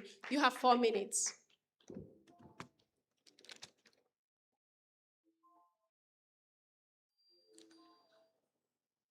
Good day, panel of judges, esteemed audience, and my fellow debaters. In the course of my speech, I'll be using acronyms such as PWDs, which mean people living with disabilities, and DACs, which mean disability awareness campaigns. It's important to give context before we start. According to the NCPWD and the Jonah PWD, about 35 million to 35.5 million Nigerians live with a form of disability. This is about 15%, right? But if we compare this number to Nigeria's large population, it may seem intangible until you realize that it's equivalent to the entire country of Ghana, their population. Moving on, what then are PWDs? Who then are PWDs? According to the UN Convention of Rights of PWDs, they are people with long-term mental, physical, intellectual, and developmental impairments that when in interaction with various barriers can hinder full and effective participation in society. Other exclusion gaps include things like only 24% in gainful employment, about 95.5% of Nigerian children living with disabilities are out of school, and 80% of PWDs who use transportation systems don't have specific structures. What then are DACs? DACs are organized and deliberate awareness efforts that are meant to pursue positive narratives among PWDs and even non-disabled people alike. The goal is to promote awareness and to make sure that there's a positive attitude towards them. This takes the form of the 2023 Disability Voice Initiative in Enugu, also takes the form of the hashtag Justice for Uche Olivia, hashtag disability is not inability, and so on and so forth. Then why then do we oppose this motion? First of all, DACs are foundations of action and not substitutes. Let me give you an interesting story. Before the Disability Rights Act was passed, in 2011 and 2015, it was not passed into bill because the then President Goodluck Jonathan refused to sign it into law. It was until 2019 that President Buhari signed it into law. What happened in the space of that period? The Human Rights Watch lists that it took about 9 years of sustained advocacy, awareness, and lobbying for that bill to be passed. This means that if there was no awareness, that bill might not have been passed in the first place. What did DACs do? Number one, they made the problem visible. Number two, they gave a call to responsibility and a call to. And number three, they sustained pressure through the demand of PWDs and other allies alike. Most importantly, and the CBM is known for data-driven awareness for people living with disabilities. It recently entered into a partnership with the EU. That partnership stemmed from data-driven awareness, and even in that partnership, there is the criteria that there is going to be data-driven awareness. This proves that tangible allies are looking forward to these DACs to promote action and to create sustainable change. This is very important. Number two, DACs have a kind of soft power that address exclusion at its root cause. Before you have structures and policies, exclusion happens from ignorance and stigma. This looks like a parent who thinks they are cursed because they have a child with disability, or a teacher who thinks that a child with Down syndrome cannot learn and should be out of school, or an employer who thinks that we should not pay PWDs with more money because they think that they are shortchanging them. What then do DACs do? They educate and destigmatize and sensitize the general public so that we are able to accept these people for who they are and be empathetic towards them. This is equity and not inequality, and not equality. What then do they also do? They create social accountability. So irrespective of whatever happens, there is always a form of deterrence in public opinion, that the public can fight for PWDs, the public can fight for their rights because they know about them and they know how this affects them. This is very relevant in the case of Mr. Daniel Adebola. He was discriminated in a KFC restaurant, and because of a series of tweets, that restaurant was shut down and made to apologize to Mr. Daniel until he was able to get full closure. This is an example of why we oppose this motion, and we are very proud to. Thank you very much. Please put your hands together for the first speaker of Team F and you, the opposition team. We'll now take the second speaker of the proposition team, Team Elite. Please put your hands together as we welcome Destiny Inegu for their second argument. Okay. You have 3 minutes. Awareness campaigns aren't wrong. Rather, the byproduct that Nigerians has given us is the argument we have come to propose today. Ladies and gentlemen, my accurate panel of judges, my name is Inyebu Destiny, representing Abia State University, and permit me to start by stating that Nigeria hosts approximately 250 to 300 awareness campaigns. This is including national public holidays, including NGOs and independently hosted events. Now, it will shock you to take into account that most of these events end in one single goal: charity donation and alms giving. This is what happens when a tool as beautiful as awareness lacks accountability and structure. Suddenly, a group of people who deserve to be included in our social and economic systems are now reduced to mere charity cases. This creates a false sense of action and progress for these individuals, making us settle for a bridge rather than the final destination, proper inclusion. Second, the National Commission for Persons Living with Disabilities released a state inclusion report showing that Nigeria, a country living with 32 to 35 million individuals with disabilities, has an inclusion rate of just 32.8%. The National Nigeria Development Plan shows a fixed variable of 98.5% of Nigerians' infrastructure being inaccessible to people living with disabilities. Less than 3% of these individuals are found in our social and economic spaces today combined. This leads to a very important question. Since we have a high rate of awareness campaigns, why do we still have a very low inclusion rate in our country today? It answers one question. I want us to take this as an example: the law of diminishing return, that simply explained that when we continue to add just one more unit, forgetting the other fixed units that are supposed to serve as subordinates, the entire outcome is affected. In other words, when we prioritize awareness campaigns over actual actions, we create a world where inclusion is compensated for pity parties and charity campaigns. I would end with this: an awareness campaign is supposed to tackle 3 major sectors, which is accessibility, inclusion, and equity. There is no statistics that shows that our awareness campaigns in Nigeria today have actually tackled any of these sectors. So this is our proposition. Instead of raising banners and raising different kinds of social media hashtags, why don't we take up responsibilities, really educate individuals, really educate individuals living next to us on the importance of including people living with disabilities, rather than raising our social media hashtags and pushing out campaign, because then we will not only be talking and talking, we would actually be walking the talk. Thank you very much, and God bless you. Thank you very much, Destiny Inebu, for your second argument. We will now take the second argument from the opposition team, Team F and U. Please make welcome Etuk Uyime. An applause for him, please. Thank you. Good afternoon, my judges, distinguished ladies and gentlemen, my fellow co-debaters. Okay, my opponent today wants you to imagine two separate boxes, allowance in one, awareness in one, and action in the other, and a wall between them. But I'm here to tell you, such wall does not exist. You cannot treat a disease you haven't diagnosed yet. Every awareness campaign carried out for people with disabilities in Nigeria all started off as what? Campaigns which made an invisible problem visible first. Standing before you today is a young man who knows marginalization firsthand. I was born with a medical condition called cleft lip and palate. And when I was growing up, I was constantly kept one side, excluded from events. If not for my parents that through some awareness campaign, they were able to see that there are surgeries, that there was some surgery that could help me correct the situation. Now, imagine, currently today, Smile Train Africa have been able to desensitize people living with cleft lip and palate. And now they have also been able to offer free surgeries for people born with the same condition. Right. Secondly, Nigeria signed the Discrimination Act against people living with disabilities in January 2019, and which gave people living with disabilities a legal right for the first time. Also, in the next year, 2024, in July 2025, 23 out of 36 states in Nigeria signed their own disability law into bill, which mandated that which mandated 5% of public sector jobs to be given to people with disabilities.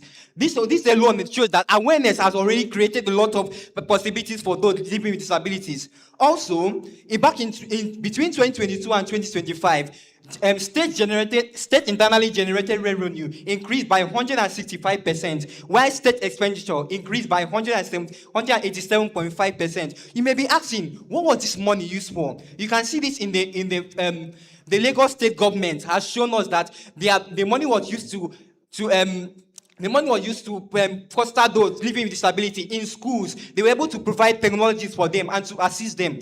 Finally, awareness campaign does not just talk about equality. The motion assumes that, okay, we are talking about awareness campaign. Oh, we want to make these people equal as the same with other people around us. No, that is equality. What this awareness campaign aims to achieve is equity, which is what? Giving people the substantial things they need in order to feel among in the society. I'll close with this. In conclusion, awareness campaign is not a substitute for action. Rather, it is the first line of action. Thank you very much. Thank you very much, Etuk Unyime, for your second argument. We will now take the final argument from Team Elite. Please make welcome Chima Divine Favor as he comes up to take the final argument and the rebuttal for Team Elite. All right, esteemed judges, I want us to understand that if they say that we are diagnosing a problem, let's understand that the movement for awareness campaigns for people living with disabilities started as way back as the 1990s, right? And so between 1990 and 2026 is over 3 decades of campaigning for these people. How much time do you need to diagnose this sickness well enough to provide a cure that is, in tandem with what you claim, the sickness, right? And so the next thing we also need to understand is that if we also put this side by side with other campaigns that started within the same period, you see things like the anti-female genital mutilation program and things like the girl child education. All of these campaigns started within the same time that the awareness campaign started. For education alone, the World Bank reports that through Nigeria's Agile program by 2025, we have 2.1 million adolescent ladies who benefited from improved school infrastructure. You have 466,876 vulnerable girls who received scholarships. Also, for the anti-female genital mutilation campaign, you see that as of 2021, the young ladies, the female genital mutilation prevalence among young ladies has significantly dropped from 21.7% in 2008 to 6.7% as at 2021, according to a report by UNICEF. These things are records that are measurable. We are not saying that the campaigns are bad in itself. What we are saying that it cannot be a substitute for action if there are no measurable results that show that this thing is actually making progress. And so, esteemed judges, I speak not just for myself, but for my 10-year-old nephew, Ikena at home, who has not worked since he was born. And how do I show him that Nigeria has a place for him? Is it by raising placards every time? You know, he has become tired of coming out and looking at people, see people look down on him, the sorry looks, giving him that, oh, you are someone to be pitied and not someone to be related with like the average individual. How best do I show him that Nigeria has a plan for him? Is it by raising placards, or is it by taking him out to a place like this and there are infrastructures that makes it easy for him to be part of what we are doing here? Is it by showing him movements that the government is making to ensure that he is actually included? Let's understand that seminars do not create jobs. Hashtags do not create accommodation. A speech about disability does not enforce the rights. And just as a way of ending, they said something about states in Nigeria having, those kind of rights. Let's understand that Nigeria has 36 states, and as of now, only 23 of these states have made those laws for people living with disabilities. And out of the 23, only 15 have prioritized the implementation of this law for people living with disabilities. Let's take this into consideration, and with that, I'm proud to propose. Thank you very much. Well done to Team Elite for their argument. We will now take the last argument from Team F and U. Please make welcome Ogbonna Favor Amarachi as she takes the rebuttals and the final arguments for Team F and U. An applause, please. Thank you. I think it's very important for us to understand why disability issues took such a long time. You cannot compare the intensity of campaigns that happened for education, happened for rights of women, and so on and so forth to the PWDs. It took a while even for their acts to be passed in the first place. These people have constantly had to live in the shadows. They have constantly had to hide themselves, even as my partner and I have proven. This means that for them to be able to be seen and for it to be equitable and not equal, there needs to be so much focus on them that we are able to exemplify and amplify their narratives. Which brings us to the first response, that the reason why we have all this information about PWDs in the first place is because of DACs. If you do not have DACs, you cannot be aware of these people. You cannot be aware of what they need. Note that Nigeria is also a country that has many enforcement gaps, including from states to federal and so on and so forth. If you do not have an accountability mechanism through information, you cannot guarantee action will take place. You cannot magically say that, oh, we are going to create action for these people. What is your process? What is your plan? It starts from DAC. This is why DACs are foundations for sustainable action. Number two is the fact that, oh, they were treated as objects of pity. Not exactly. They are treated as people, as human beings, and we are amplifying their lives. I want people to see that they are part of society in the first place. No, and also, let's talk about the measurable outcomes that come from DACs. We had the hashtag justice for Uche Olivia, a nurse that was barred from writing her exam. We had it in 2026. In 2024, we had Mr. Daniel Adebola's story that created conversations around PWDs and their inclusion. All these things are examples that we give that are more essential for this and so on and so forth. Even if we say that raising placards might not be actionable, raising placards translates to action. Seminars and hashtags hashtag give more information, and this information deals with exclusion via ignorance and stigma and helps us to even have better actions, even in the context of government and so on and so forth. Let's take a step back. In 2024, it was only about 17 states that actually implemented the Disability Act. In 2025, it was 23 out of those 36 states. What does this mean? It means that DACs have a very tangible role to play. It's not just about emotions, it's about like the outcomes that come from DACs. We're not just selling pitiful narratives, we are selling outcomes, and we are selling better narratives for PWDs in the first place. They deserve so much, and they deserve to have allies in the national and international body. They deserve to have Nigeria accountable to them. This is the reason why we are pushing for DACs. Because at the end of the day, if Nigeria cannot stand up for itself and do the right thing, we will make them do the right thing by holding them accountable with the information that they have. Very proud. Fantastic. Let's put our hands together for both teams.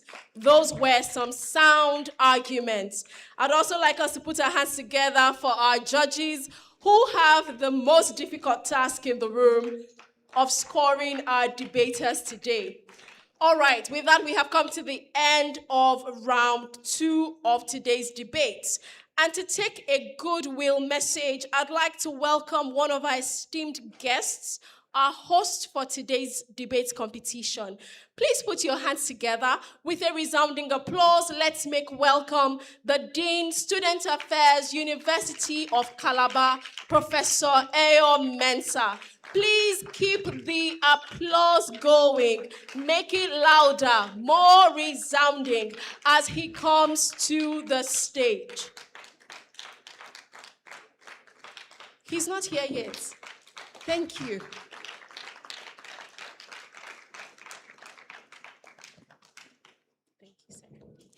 Thank you very much. The organizers of this event, the judges, the participants, ladies and gentlemen. Let me start by apologizing to you, the organizers, for the rather docile attitude of the management towards supporting this event in terms of the release of this venue, because I think that was just the only thing they needed from us. At some point, it was like it was not going to take place here. But I want to really salute the courage of the organizers. They didn't give up. They have to make themselves physically visible to us to convince us that they meant business. And I thank God that we are seeing the results right now. So I'm sorry for the delay in responding to your letters. I'm sure if we had given you like a 2 weeks period, you would have filled this venue with audience. So sorry about that. I can assure you that it will not happen next time. Okay, what I've come to see here has been very impressive. I'm seeing young men and women pushing the boundaries of creativity and innovativeness. It's a good thing, and I can assure you that I will take back the message to the management. The experience you have gathered here, I want to believe, is what should be able to shape the direction of your life. It's what should be able to motivate you to use what you have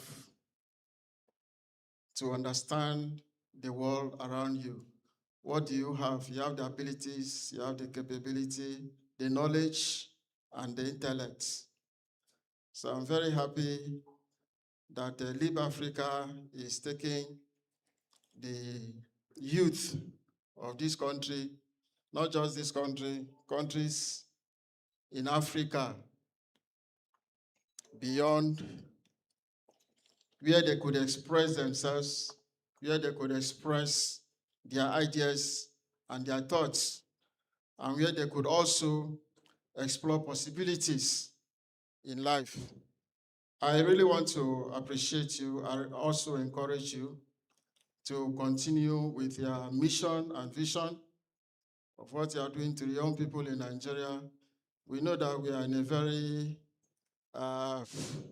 shaky state when it comes to youth development in this country. Nobody cares about the youth.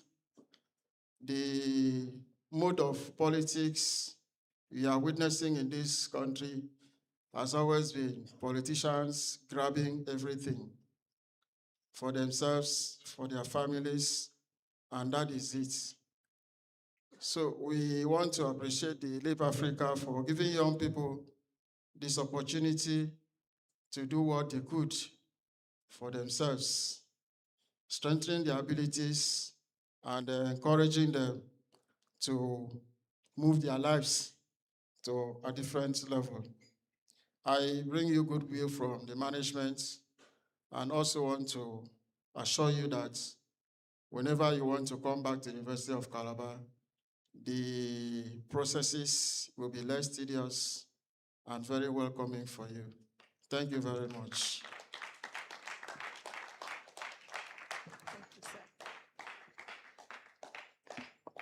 Is that how we appreciate our dean? Please give him a resounding applause.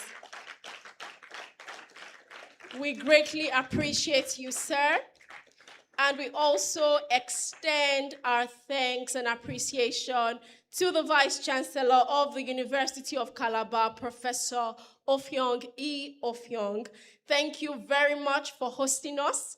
And we also appreciate the apology. We are grateful that we're even here and that we're able to host the Youth Leadership Development Program debate competition here at the University of Calabar. And I do hope that we all took something from the goodwill message of the Dean. It is not an easy thing to apologize, to tender an apology when you are the Dean of Student Affairs of a university. But he did admit that, oh, maybe the processes weren't as smooth as they should have been, and he tendered a public apology, which we did not expect, which we did not ask for, and which we are very, very grateful for. And I dare say that that is one of the qualities of good leadership: accountability and righting wrongs. Thank you very much, sir. That was deeply, deeply appreciated. All right, we will now take another message from one of our esteemed guests in the room.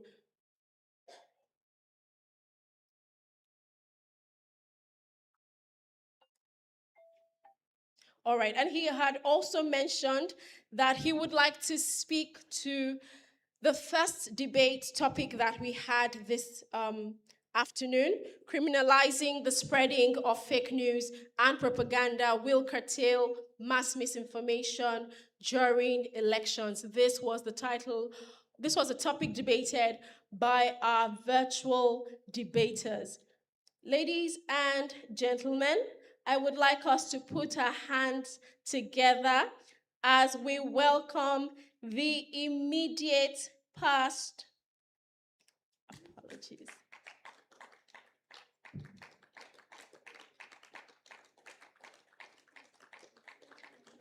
Yes, you can keep the applause going. All right. As we welcome the immediate past chairman, the National Association of Nigerian Students, Joint Campus Council, Cross River State, Comrade Ojikon Christopher. Please put your hands together for him. Of the greatest Nigerian students. Of the greatest Nigerian students.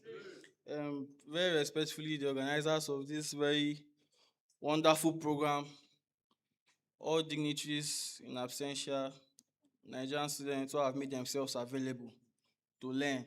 Mine is not so much as a speech making. I think everything that the earlier speakers have said, aside from the debaters, concerning how young people should be involved and how young people should get themselves organized and prepared to take over leadership and all of that. I think those are things that young people already know. Every single day, we live in a country where you don't need people to advise you. You see things that you have to advise yourself. I don't think there's anything I will say as advice to young persons here. Most of us here, we are all age mates, at least maybe in the same age group or something. We are all in the same generation. So I don't think there's anything I will say that will be different to you. Mine is just to, because I'm a fan of intellectual engagement, and intellectual arguments. Mine is just to give my 2 cents, my opinion on the topics that have been, heavily debated on this stage. And judges, please, what I'm about to say is not, is not in favor or against any of the debaters. It should in no way, reflect on the point of any debater. It's just my own personal opinion and what I think is my own truth. The first topic of debate was about criminalizing, false news during election period. And I would like to say that we should already note that there are laws in the Nigerian constitution regarding defamation. If I say something that is not true about a particular person, that person is free and is empowered by law to take me to court on that matter. It is a civil matter and should never be a criminal matter. Recently, the cybercrime law was passed by the current National Assembly. And as a result of that cybercrime law, that people can be criminalized as a result of what they call cybercrime, we have seen cases of injustice, skyrocket. Because what is the definition of cybercrime? Who defines and who can tell what is cybercrime? Recently, in Cross River State, there was an issue of a particular social media user who said something on the governor's page, and then he was arrested and all of that. Those things, anybody who feels defamed has the right to go to court. Nothing on earth should make police, law enforcement agencies to arrest anybody for cases on defamation, false news, and the rest. The court is there for anybody that feels that his right has been tampered on, his character has been defamed, to take anybody to court. So when you say that false news in election period should be criminalized, who determines what is false news? And then already the law has a place for people who feel that lies have been told against them or their organizations to take those people to court. Right now, Omoyele Sowore is in court with the federal government of Nigeria. Why? Because he said the president is a criminal and a drug baron, and they have taken him to court. It's a civil case, and that is how it should remain. Nobody should be criminalized for saying anything. It shouldn't be so. Now, this is something that can easily be weaponized. During election period, there's always an incumbent government, and there is an opposition. It is very easy for the government to say anything the opposition is saying is false news. And as a result of this law that will be passed, it's a criminal case, right? And I can tell you for a fact that there is no institution, nobody spreads false news and propaganda more than government. Recently, in fact, since 2020, the current government, we have seen time and time again when the government have released statistics on issues and people have come out to debunk those statistics with the truth that what the government said is wrong. And then hours later, the government now has to go back on a statement and say, oh, we made a mistake. This is it. So who prosecutes the prosecutor when the prosecutor is the one spreading false news? So these are cases, this is something that can easily be weaponized. And I don't think anybody, in his right sense, should allow to just tag it and say false news should be criminalized. To the second topic, very quickly. Nigerians, we know how to do so much without actually doing anything. We know how to carry out so much activity without doing anything. 2019, Muhammadu Buhari of blessed memory, our former president, passed the Disability Act into law and said that every single institution, every single employer, whether public or private, should employ 5% of people with disabilities. How many institutions are keeping to that particular law? That same law says that every single public building should have an entrance for people living with disabilities, especially those that can't walk. How many? And it gave institutions 5 years to restructure their buildings to fit that law. How many have done it? It is not a matter of awareness, it's a matter of the willpower. How many people have the willpower to do these things? There is no day you leave your house, you don't see a person living with disability. So we all know, Blessing has stepped out. She gave a story of how we contested together for SUG president before I went to the SUG Senate and then became national chairman. When Blessing became SUG president, because she's somebody that is passionate about people living with disability, I think he is the one she appointed as her essay on people living with disability issues, and he did a lot of good work for people living with disability. She even had to pass an executive bill to the SUG Senate that there should be an executive position that is contestable for somebody representing people living with disabilities, although the bill was not passed. But what I'm saying is that at the core of the issue of people living with disability is a lack of willpower, of systems, of individuals, of politicians to do the needful to help these people. It's not an issue of awareness. Everybody is fully aware that these are people that need special help. Thank you very much.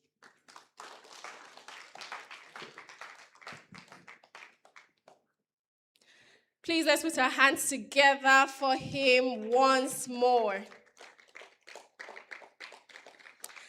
All right.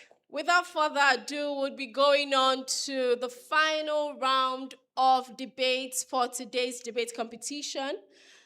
And I would like to implore the debaters for this round to please move from their seats to the seats on my left-hand side, which is their right-hand side, for easy access to the stage. All right, so they would be debating the topic, Nigeria's anti-corruption agency should be granted complete operational independence from the executive arm of government. Nigeria's anti-corruption agency should be granted complete operational independence from the executive arm of government.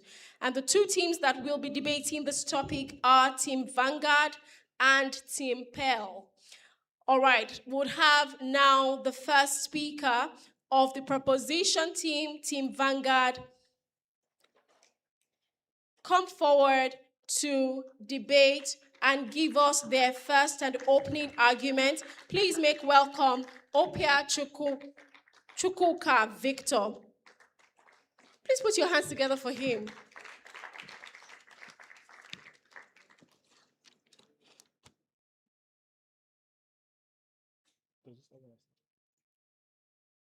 Starts in 3, 2. Mr. Chair, ladies and gentlemen, the true test of independence exists when it's inconvenient for those who benefit from it. In status quo, operational independence exists in that ICPC and EFCC has the capacity to act within the provisions of the statutes that establish them. The motion emphasizes on complete operational independence, which shows there's some level of influence that the executive has over these agencies that is capable of limiting their capacity to operate within the society. The two areas of influence that we're going to talk about in this debate is one, AG's interference and the appointment and removal of the chairman. On AG's interference, by section 174 of the Constitution, we are being told that the AG, who is an appointee of the president, has the capacity to either present charges against who is prosecuted, has the ability to take over a case, or through what is called nolle prosequi, discontinue a case. We are told that the reason for this is to facilitate public interest. However, according to Christopher Post in his book, Defining Political Will, we found out that it's largely impossible and usually very difficult to determine the interest of a politician. It therefore means that there is every likelihood that the AG might be acting in the best interest of the executive rather than the people. My next point, on appointment and removal of chairman. By section 3 sub 2 and 3 sub 8 of the EFCC and ICPC Act respectively, we are told that the president has the right to remove the chairman from office for misconduct. But misconduct is not defined in this act. It therefore means it's within the perception of the executive. Nigeria's political reality shows that due to legislative loopholes, the appointments and removal of certain individuals are subject to personal relationships, political network, and connections. The impact of this is that if you were appointed through relationship, there is a heavy burden on you to satisfy the interest of whoever appointed you. But beyond that, because of misconduct is within the perception of the executive, the impact of it is that there is no security of tenure for these chairmen to act within their capacity. What does this do? in two ways. It limits the ability of those who are actually who are scared that their tenure will be cut short because of the acted against the executive. And for those who want to act, their tenure will be disrupted, destabilizing the operational capacity of these agencies within the society. A very good example of this happening in our society was what happened between the period of 2003 down to 2007. So President Obasanjo Olusegun appointed Nuhu Ribadu as the EFCC chairman upon the referral of Kanu Agabi, who was the then AG. Human Rights Watch reported in 2011 in an article called Corruption on Trial, said that the 135 corrupt politicians list that were to be probed by EFCC happened to have none of Obasanjo's political allies, but was largely filled with his political adversaries. Beyond that, we even saw that in December 2007, that when Nuhu Ribadu, this was during the reign of Yar'Adua, when Nuhu Ribadu decided to probe the ex-governor of Delta State, he was removed 2 weeks later. Human Rights Watch reported in January 2008 that James Ibori was not just a major friend of Yar'Adua, who was the then president, but was also a major financer of his ascension into power. Panel, we've been able to show you that there are certain loopholes within our laws that gives the executive some level of influence to limit the operational capacity of these agencies in the society, and that's what we want to remove. This is what I've been able to show you in my speech. My partner will come and show you how and why we need to do this in our society. We win from prop. Thank you. Well done to Team Vanguard. We'll now have the first speaker for Team Pell. Please make welcome Francisca Mbawusi as she takes the opening argument for Team Pell.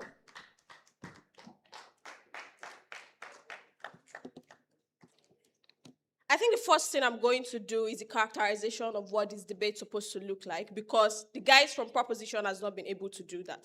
In a world where the anti-corruption agencies have complete independence, it looks like a world where, number one, they get to decide who to investigate, what to investigate, when and how to carry out these investigations. It means that they also get to decide what and how to deploy enforcement with respect to arrests, prosecutions, and those sort of things. It also means that they are able to decide which cases receive funding, intelligence, and investigative capacity. This is the debate. Good afternoon, our panel of judges and the listeners in the audience. My name is Francisca from Team Opposition. Moving on then to the other things that we are going to talk about in today's debate. On consensus for us to have an engaging debate, there are three things we need to agree, right? We need to agree that corrupt individuals should be held accountable. We need to agree that Nigerians deserve transparency about how these investigations happen, right? It means that we also need to agree that anti-corruption agencies themselves must be held accountable to the people they serve. Last and most importantly, we need to agree that anti-corruption agencies must be protected from political interference, like the guys from Proposition says. Two things we are going to prove to you on Opposition then is that we are going to show you, number one, why this complete operational independence from the executive is significantly worse for public transparency and accountability. We are also going to show you why the executive arm of government is the best people with respect to getting accountability from the anti-corruption agencies. First piece of argumentation then is how more autonomy creates a greater incentive for abuse. Proposition wants to give power to people that already have a history of abusing the power that they have. Notice that in his speech, he tells you that these guys already enjoy some level of independence, right? And he even quotes something to support that. Understand that for context, in 2021, the case of Morakinyo versus the EFCC, where the EFCC rearrested and redetained somebody that was already cleared by the court in the court premises. This is one out of the many cases where the EFCC have abused their power. I don't think that any of this proves that accountability and transparency can be achieved by giving these guys more power than they already have in status quo. Simple inference to draw from this argumentation is that if abuse is possible in a world where these guys need to be accountable to the executive, you can only imagine the potential and opportunity for abuse that will exist in a world where they no longer have to do that. I think the other thing that we then need to consider is how we remove the accountability mechanism that allows us to even call out this abuse and fix it when we remove their dependence on the executive. Moving on to the last thing then on argumentation before my partner comes up, I think the other thing that we want to say is how complete operational independence creates a mismatch between power and responsibility. How does this happen? Notice that the executive is constitutionally responsible for executing laws in Nigeria. If they say, oh, we want the legislature to carry out this thing, it's not possible. Why? Because the legislature can provide democratic and financial oversight, but they cannot continuously oversee things like investigative priorities and administrative control at that particular point in time. The judiciary will also not work. Why? Because the judiciary can review legality, but they cannot execute law or manage anti-corruption operations. I think the next thing that we then need to talk about with respect to the kind of power that the EFCC has, from Section 7, subsection 2, paragraph K of the EFCC Act, the EFCC has responsibility to act and execute law with in consultation with the Attorney General of the Federation. I think that what that tells us is that the success of any governmental agency is tied to its ability to retain structures that make responsibility, coordination, and accountability possible. This is what the executive is to the anti-corruption agency. We refuse any proposition that decides to take that away. Vote Team Opposition. Here, here.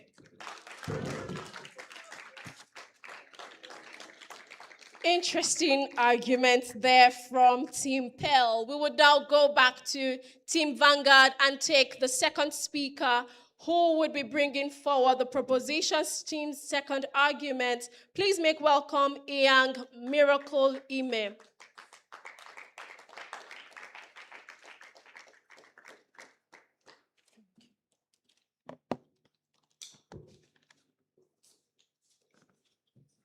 Okay.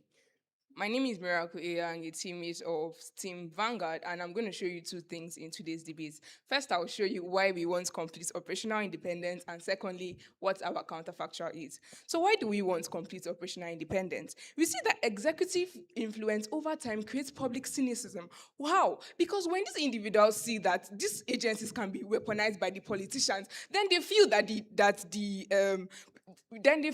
they cannot trust the system. But what happens when we create complete operational independence? Then these agencies can be able to prosecute ruling elites without the fear of executive vetoes. And this is very important because then it consequently restores trust in the system.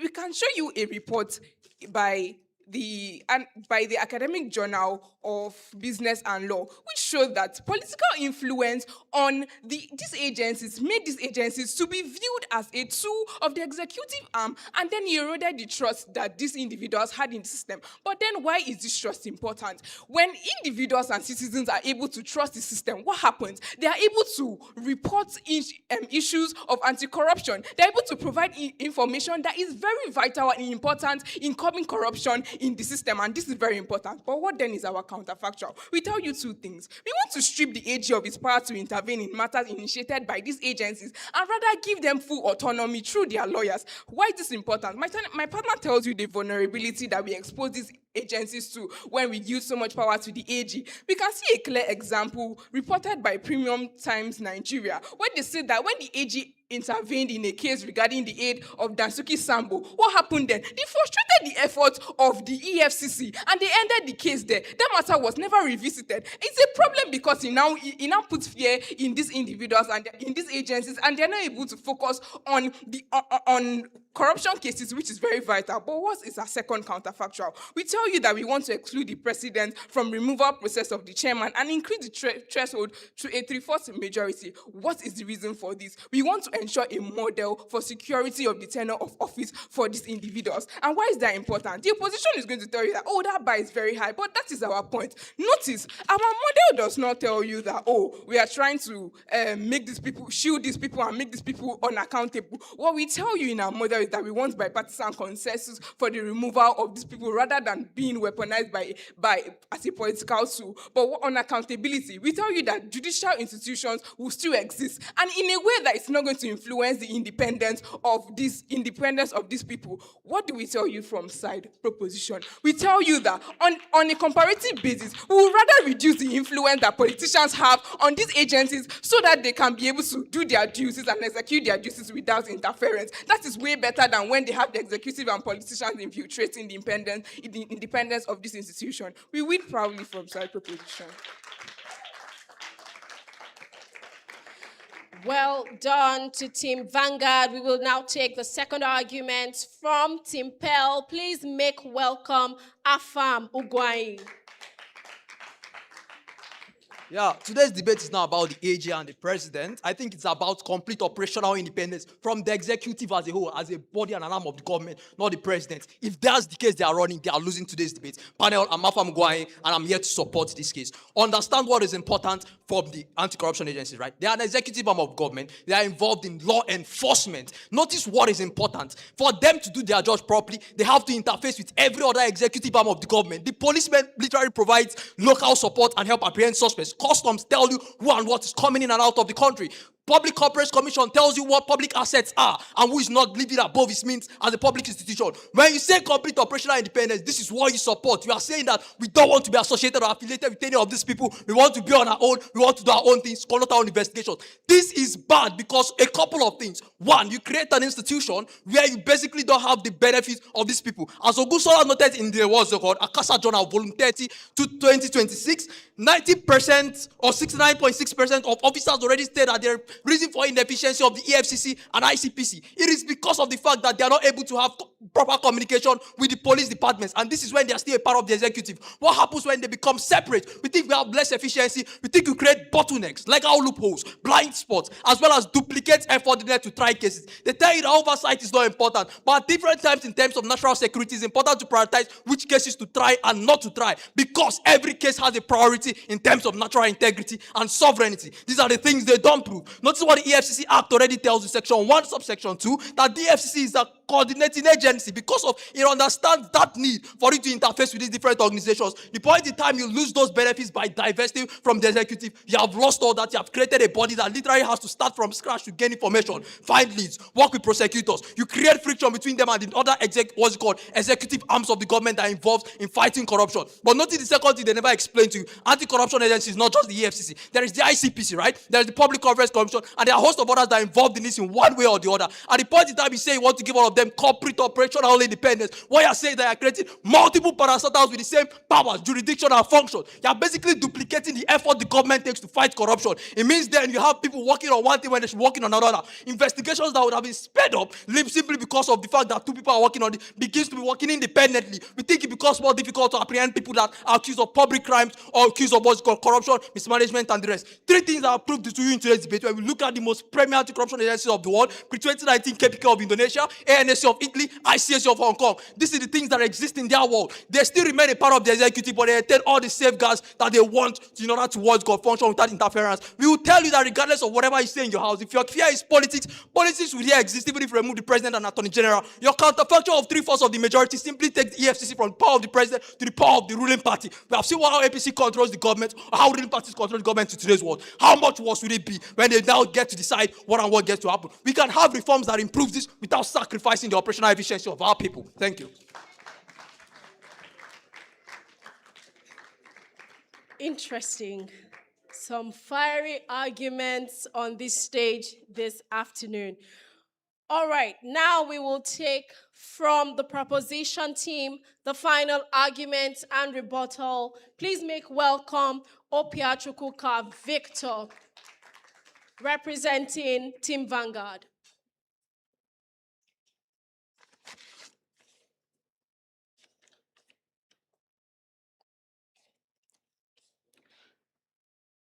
Opposition does two things to our speech. First of all, they do a lot of mischaracterization of what we're arguing in this debate by telling us that we want to totally remove the agencies by making it a fourth arm of government. That's not what we're saying. My partner tells you that we are creating a 3/4 majority for the removal and not for the appointment. The president can still appoint, which is still subject to the vetting of the legislature. But for the removal, in order to prevent political influence, which is largely a loophole of our legislative of statutory frameworks, these are the models that we provide. So a couple of arguments that you hear from them is that we are creating a fourth arm of government. That is not what we are doing. That is why we identify two areas of influence that is capable of limiting the operational capacity of these agencies within the society. For example, the age interference and the appointment and removal. And we want those two particular levels of influence to be covered by removing it from them. And then we've shown you why this model is important and how it works in the society. But beyond that, they tell you that there's a possibility that it's going to create friction between other agencies in the society. Example,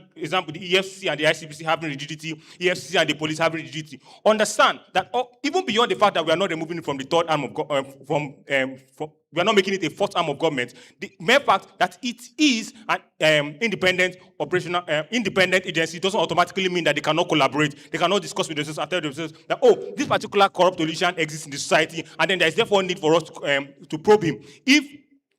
And they don't just even need to do this behind the scenes. They can do this through institutional means that in and of itself will provide accountability in the society. Beyond that, a couple of arguments that we've been able to tell you. Panel, that this incomplete operational independence exists in the fact that the executive has a high level of influence in the individual, in this agency's ability to operate within the society. And that's exactly what we're trying to remove. We tell you that for AG, strip the AG of his ability to discontinue a case or continue a case. What we say is that because of the agencies were the ones who did the entire investigation and decided to prosecute these individuals, then it's important for them to prosecute these individuals also in court. The court will now determine, based on the evidences provided, as to the capacity, as to the legality of whatever prosecution that they have done, beyond even the capacity, whether or not this politician should be punished based on the crimes that they presented against him. On the 3/4 majority, notice that the argument is that we are going to, that the political house that exists. Notice that 3/4 majority is 74% of the house. You cannot have a particular political party have up to 74%. The highest you might see is up to 60 or even 50. And the impact of this is that when you are able to raise the supermajority threshold to this level, it therefore limits the capacity of one political bloc influencing the activities of these agencies within the society. Panel, in order to ensure accountability, in order to ensure transparency, we tell you, buy our model, because our model is one that removes the influence that the statutory loopholes have given to the executive to limit the operational capacity of these agencies within the society. We win from prompt.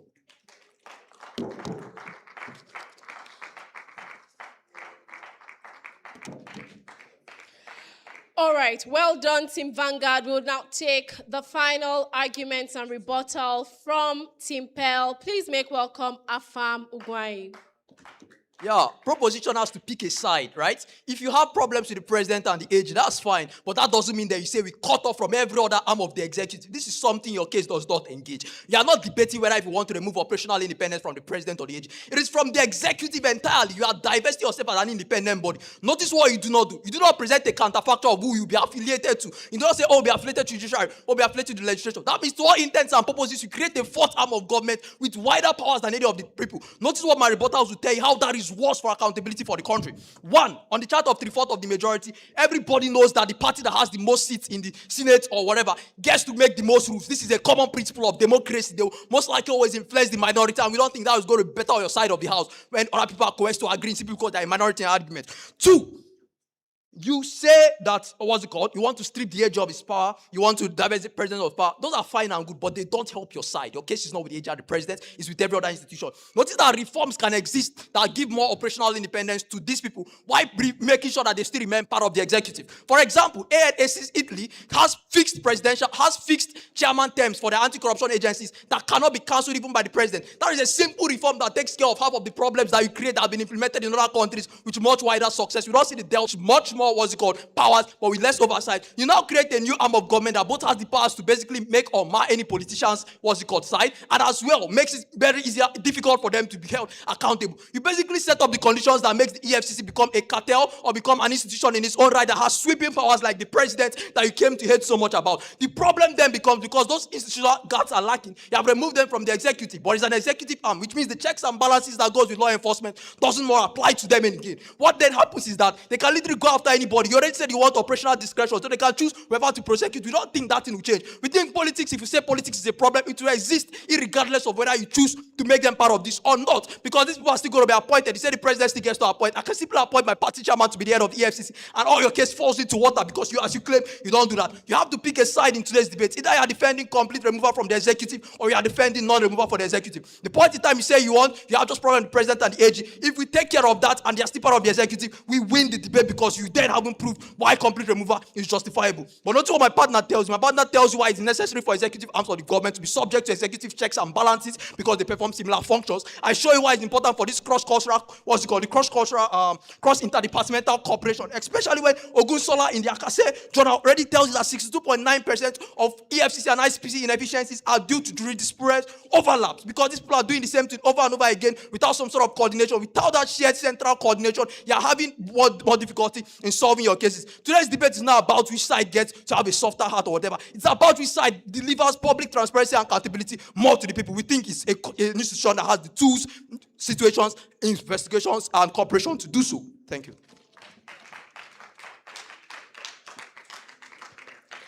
Ladies and gentlemen, I think that we can do better with the applause.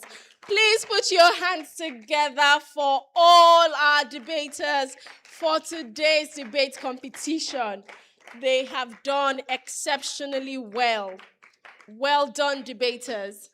All right, I will now call on our judges to give their feedback to our debaters. Judges, have we appointed a spokesperson?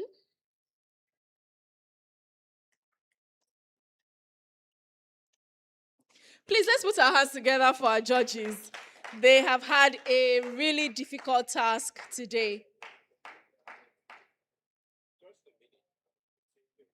All right.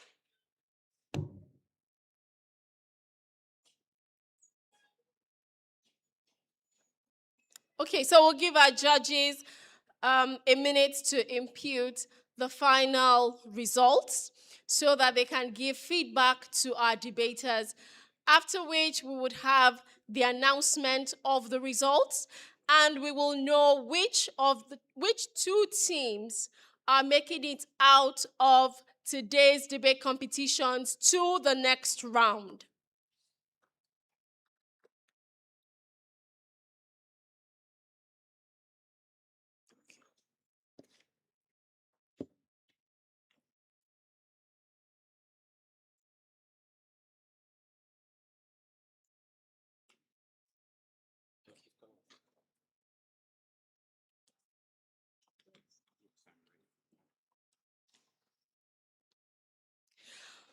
Ladies and gentlemen, please put your hands together as we welcome the coordinator of the University of Calabar's Debating Society, Mr. Franklin Ubi, to give feedback on behalf of the judges to our debaters.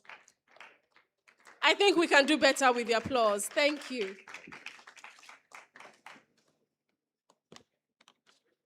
Right, greatest Nigerian students. Of the greatest Nigerian students, are you hungry? I can imagine, because the responses has dropped. Not to worry, I trust Leap Africa.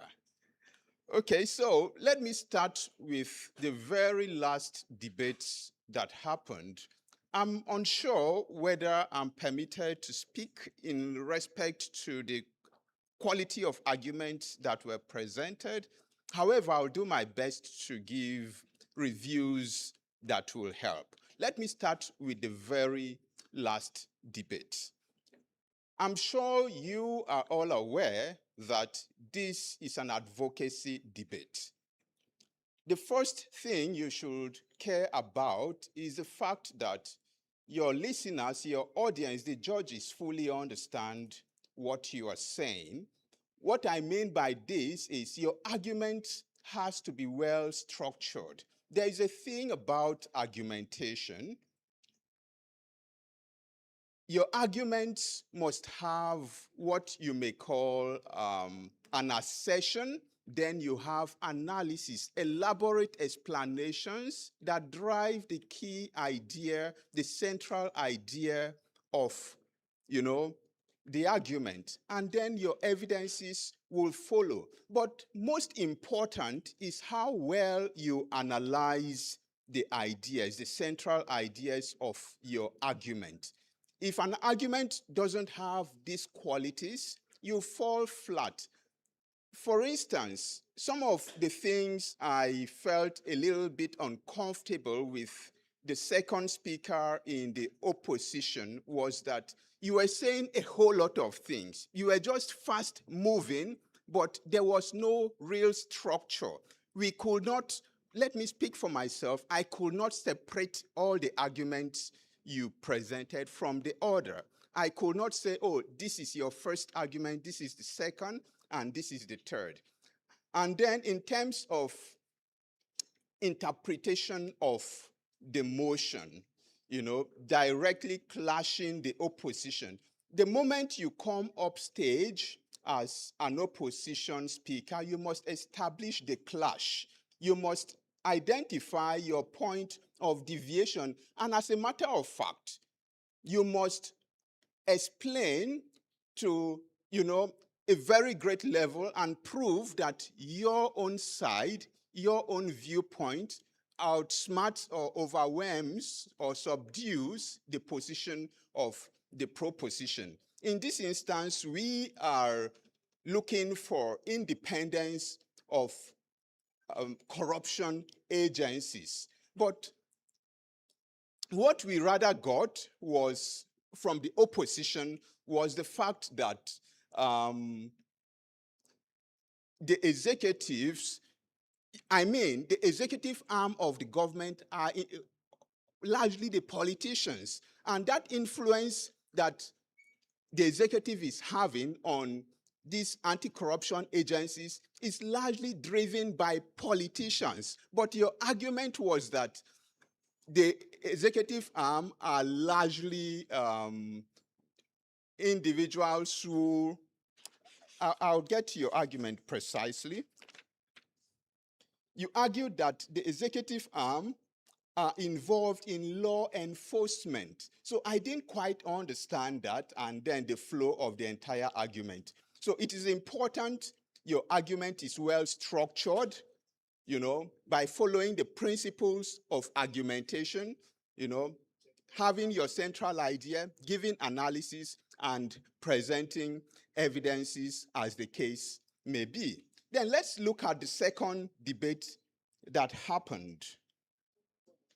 We largely had a proposition that did not fully contextualize the motion. However, like we always say, we rely on the opposition to give a proper context. So we got this largely from the opposition, giving a more elaborate context. And like I talked about structure, we saw great structure in the arguments of the opposition. I must also commend, in fact, let me use this as a general commendation to all the speakers. You were pretty eloquent. I loved your eloquence. I loved your ability to manage the audience, talking to them directly. So when scoring in terms of your public speaking abilities, it was pretty much on the high for me as an individual adjudicator. So, however, don't be scared. This is a personal feedback, okay? My feedback or my judgment cannot override that of other judges. So I'm giving you from a professional perspective.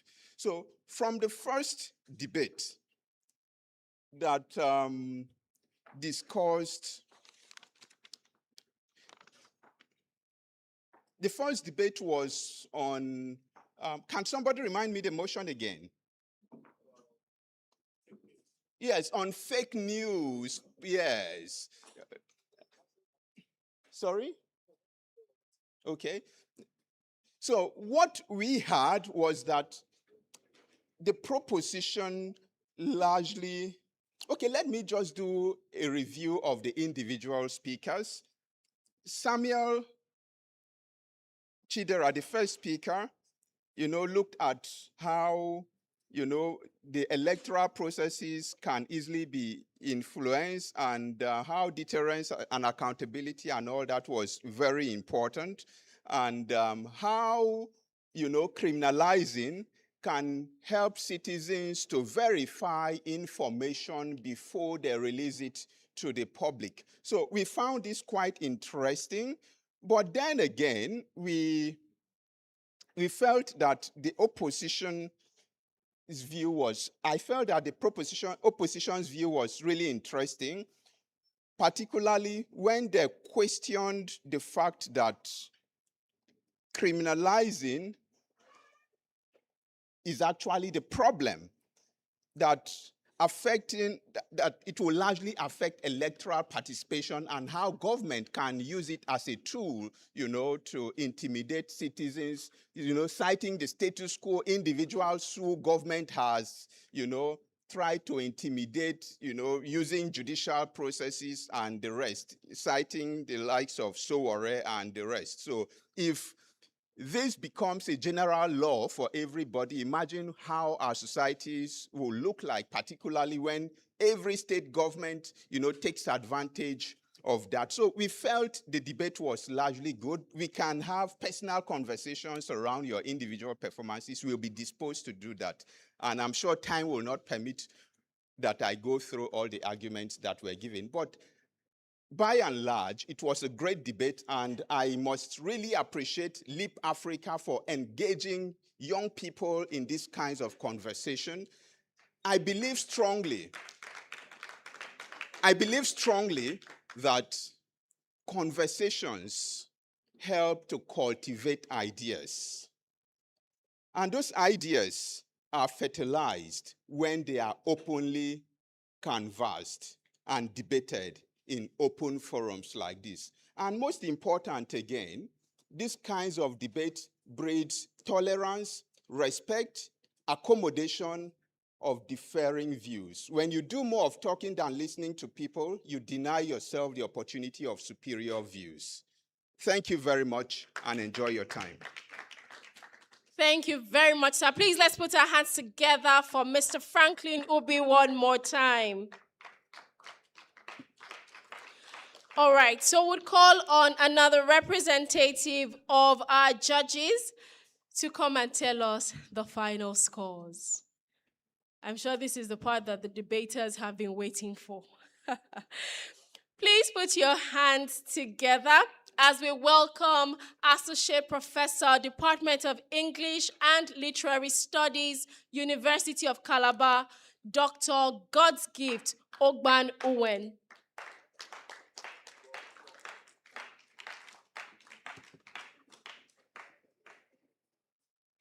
Good afternoon, students.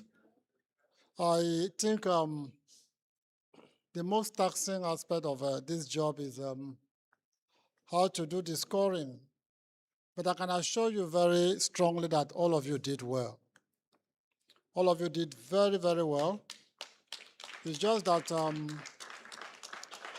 in the course of scoring, somebody must, by way of doing something extraordinary, score higher than the other. But I was very much touched when you all firmly engaged on issues that have been very, very prominent in our national discourse. So what we are going to read is a reflection of what happened, but it doesn't mean in any kind of conclusion that others didn't do their best. I will read as we have done the calculations for all the teams. We have a team, is it Vivacious? Team Vivacious have a total of 53%. Can we clap for them? We have the Vanguard Duo. They have a total score of 64%. Can we clap for them? We have the team Elite, which have a total score of 68%. We have Favor and Onyeme that have a total score of 73%. We have Team Vanguard with a total score of 72%. And we have Team Pearl with a total score of 68%. Thank you very much, sir, Dr. God's Gift Ogban Uwen, for announcing the scores of each debate team. Well done, well done, well done once again to our debaters. Finally, I'd like to call on Mr. Oluwaseyi Simeon to take the closing remarks and to also reaffirm the teams that are making it out of this quarterfinal round to the semi-finals. Please put your hands together for Simeon Oluwaseyi as he comes up stage. Thank you so very much, Joy. Please, can you put your hands together for Joy? I think she has done one of the most difficult assignments of today, steering the conversation so far. Without wasting much of your time, I want to especially appreciate each and every one of you here present who has been here since the beginning and you've waited up until now. I want to especially thank you and also say to you that it is because of people like you that today's debate competition makes so much sense as it has. Please give yourself a round of applause. I also want to appreciate our judges for, also staying around from the beginning and also making this difficult task of deciding the winners and also scoring each of the debaters.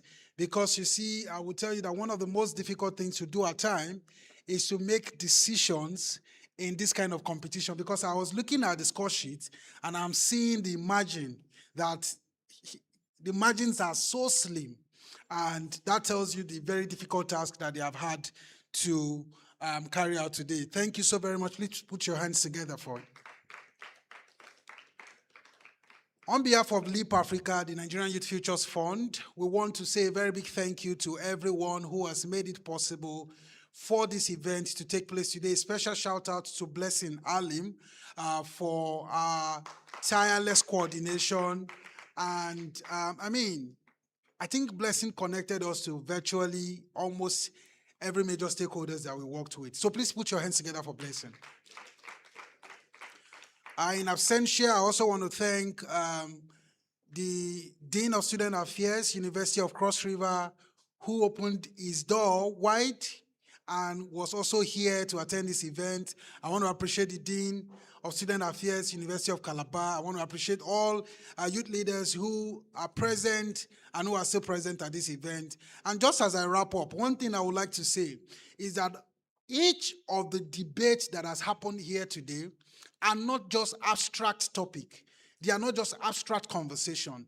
They are realities of each and every one of you as a Nigerian, each and every one of us as a Nigerian. And the question I want to ask you today is that after you have put your hands together for the oratory prowess that has been shown by these debaters who has come from different parts of this region to debate here today, what exactly are you going to take out of this place today and what are you going to be doing differently after now? Don't forget the team says walk the talk. Yes, we can stay in this room and talk and talk and talk. But if none of us is taking an action, then we will never have the Nigeria that we want, and we will never have the nation that we all desire to have. As the result has been announced, I would like to mention to you that 2 teams will automatically make it to the next round here. However, there is still the possibility of 1 team making it to the next round after those 2 teams. So after we are done with all of the quarterfinal rounds, we will collect all 3rd positions. So the top scores will then qualify to join all other teams that has automatically qualified for the semifinals. Qualifying out of this round with automatic qualification is Favor and, sorry if I murdered this name, Favor and Unyime, and that is Ogbona, Favor, Amarachi, and Etuk Unyime with 73%. Can you stand up? And Team Vanguard, Opia Chukuka Victor and Inyang Miracle Ime with 72%. There is a very interesting result here. In 3rd position, we have Team Elite and Pierre. That's Chima, the 2 of you can have your seat. Chima Divine Favor and Destiny Inebu. Okay, are they online? Okay. And then Afam Ugwai and Francisca Mbauzi. Those are the two of you. All right. So those two, I mean, we might still have to do another because you guys are on tie. So if your region becomes the highest third position, those two teams have the potential of qualifying to the next round. But because there's a tie, that means if it is your region, there will still be another tiebreaker. So thank you so very much. And please put your hands together for yourself once again. Thank you very much, Oluwaseyi Simeon, for the closing remarks and for letting us know which teams are making it to the semi-finals.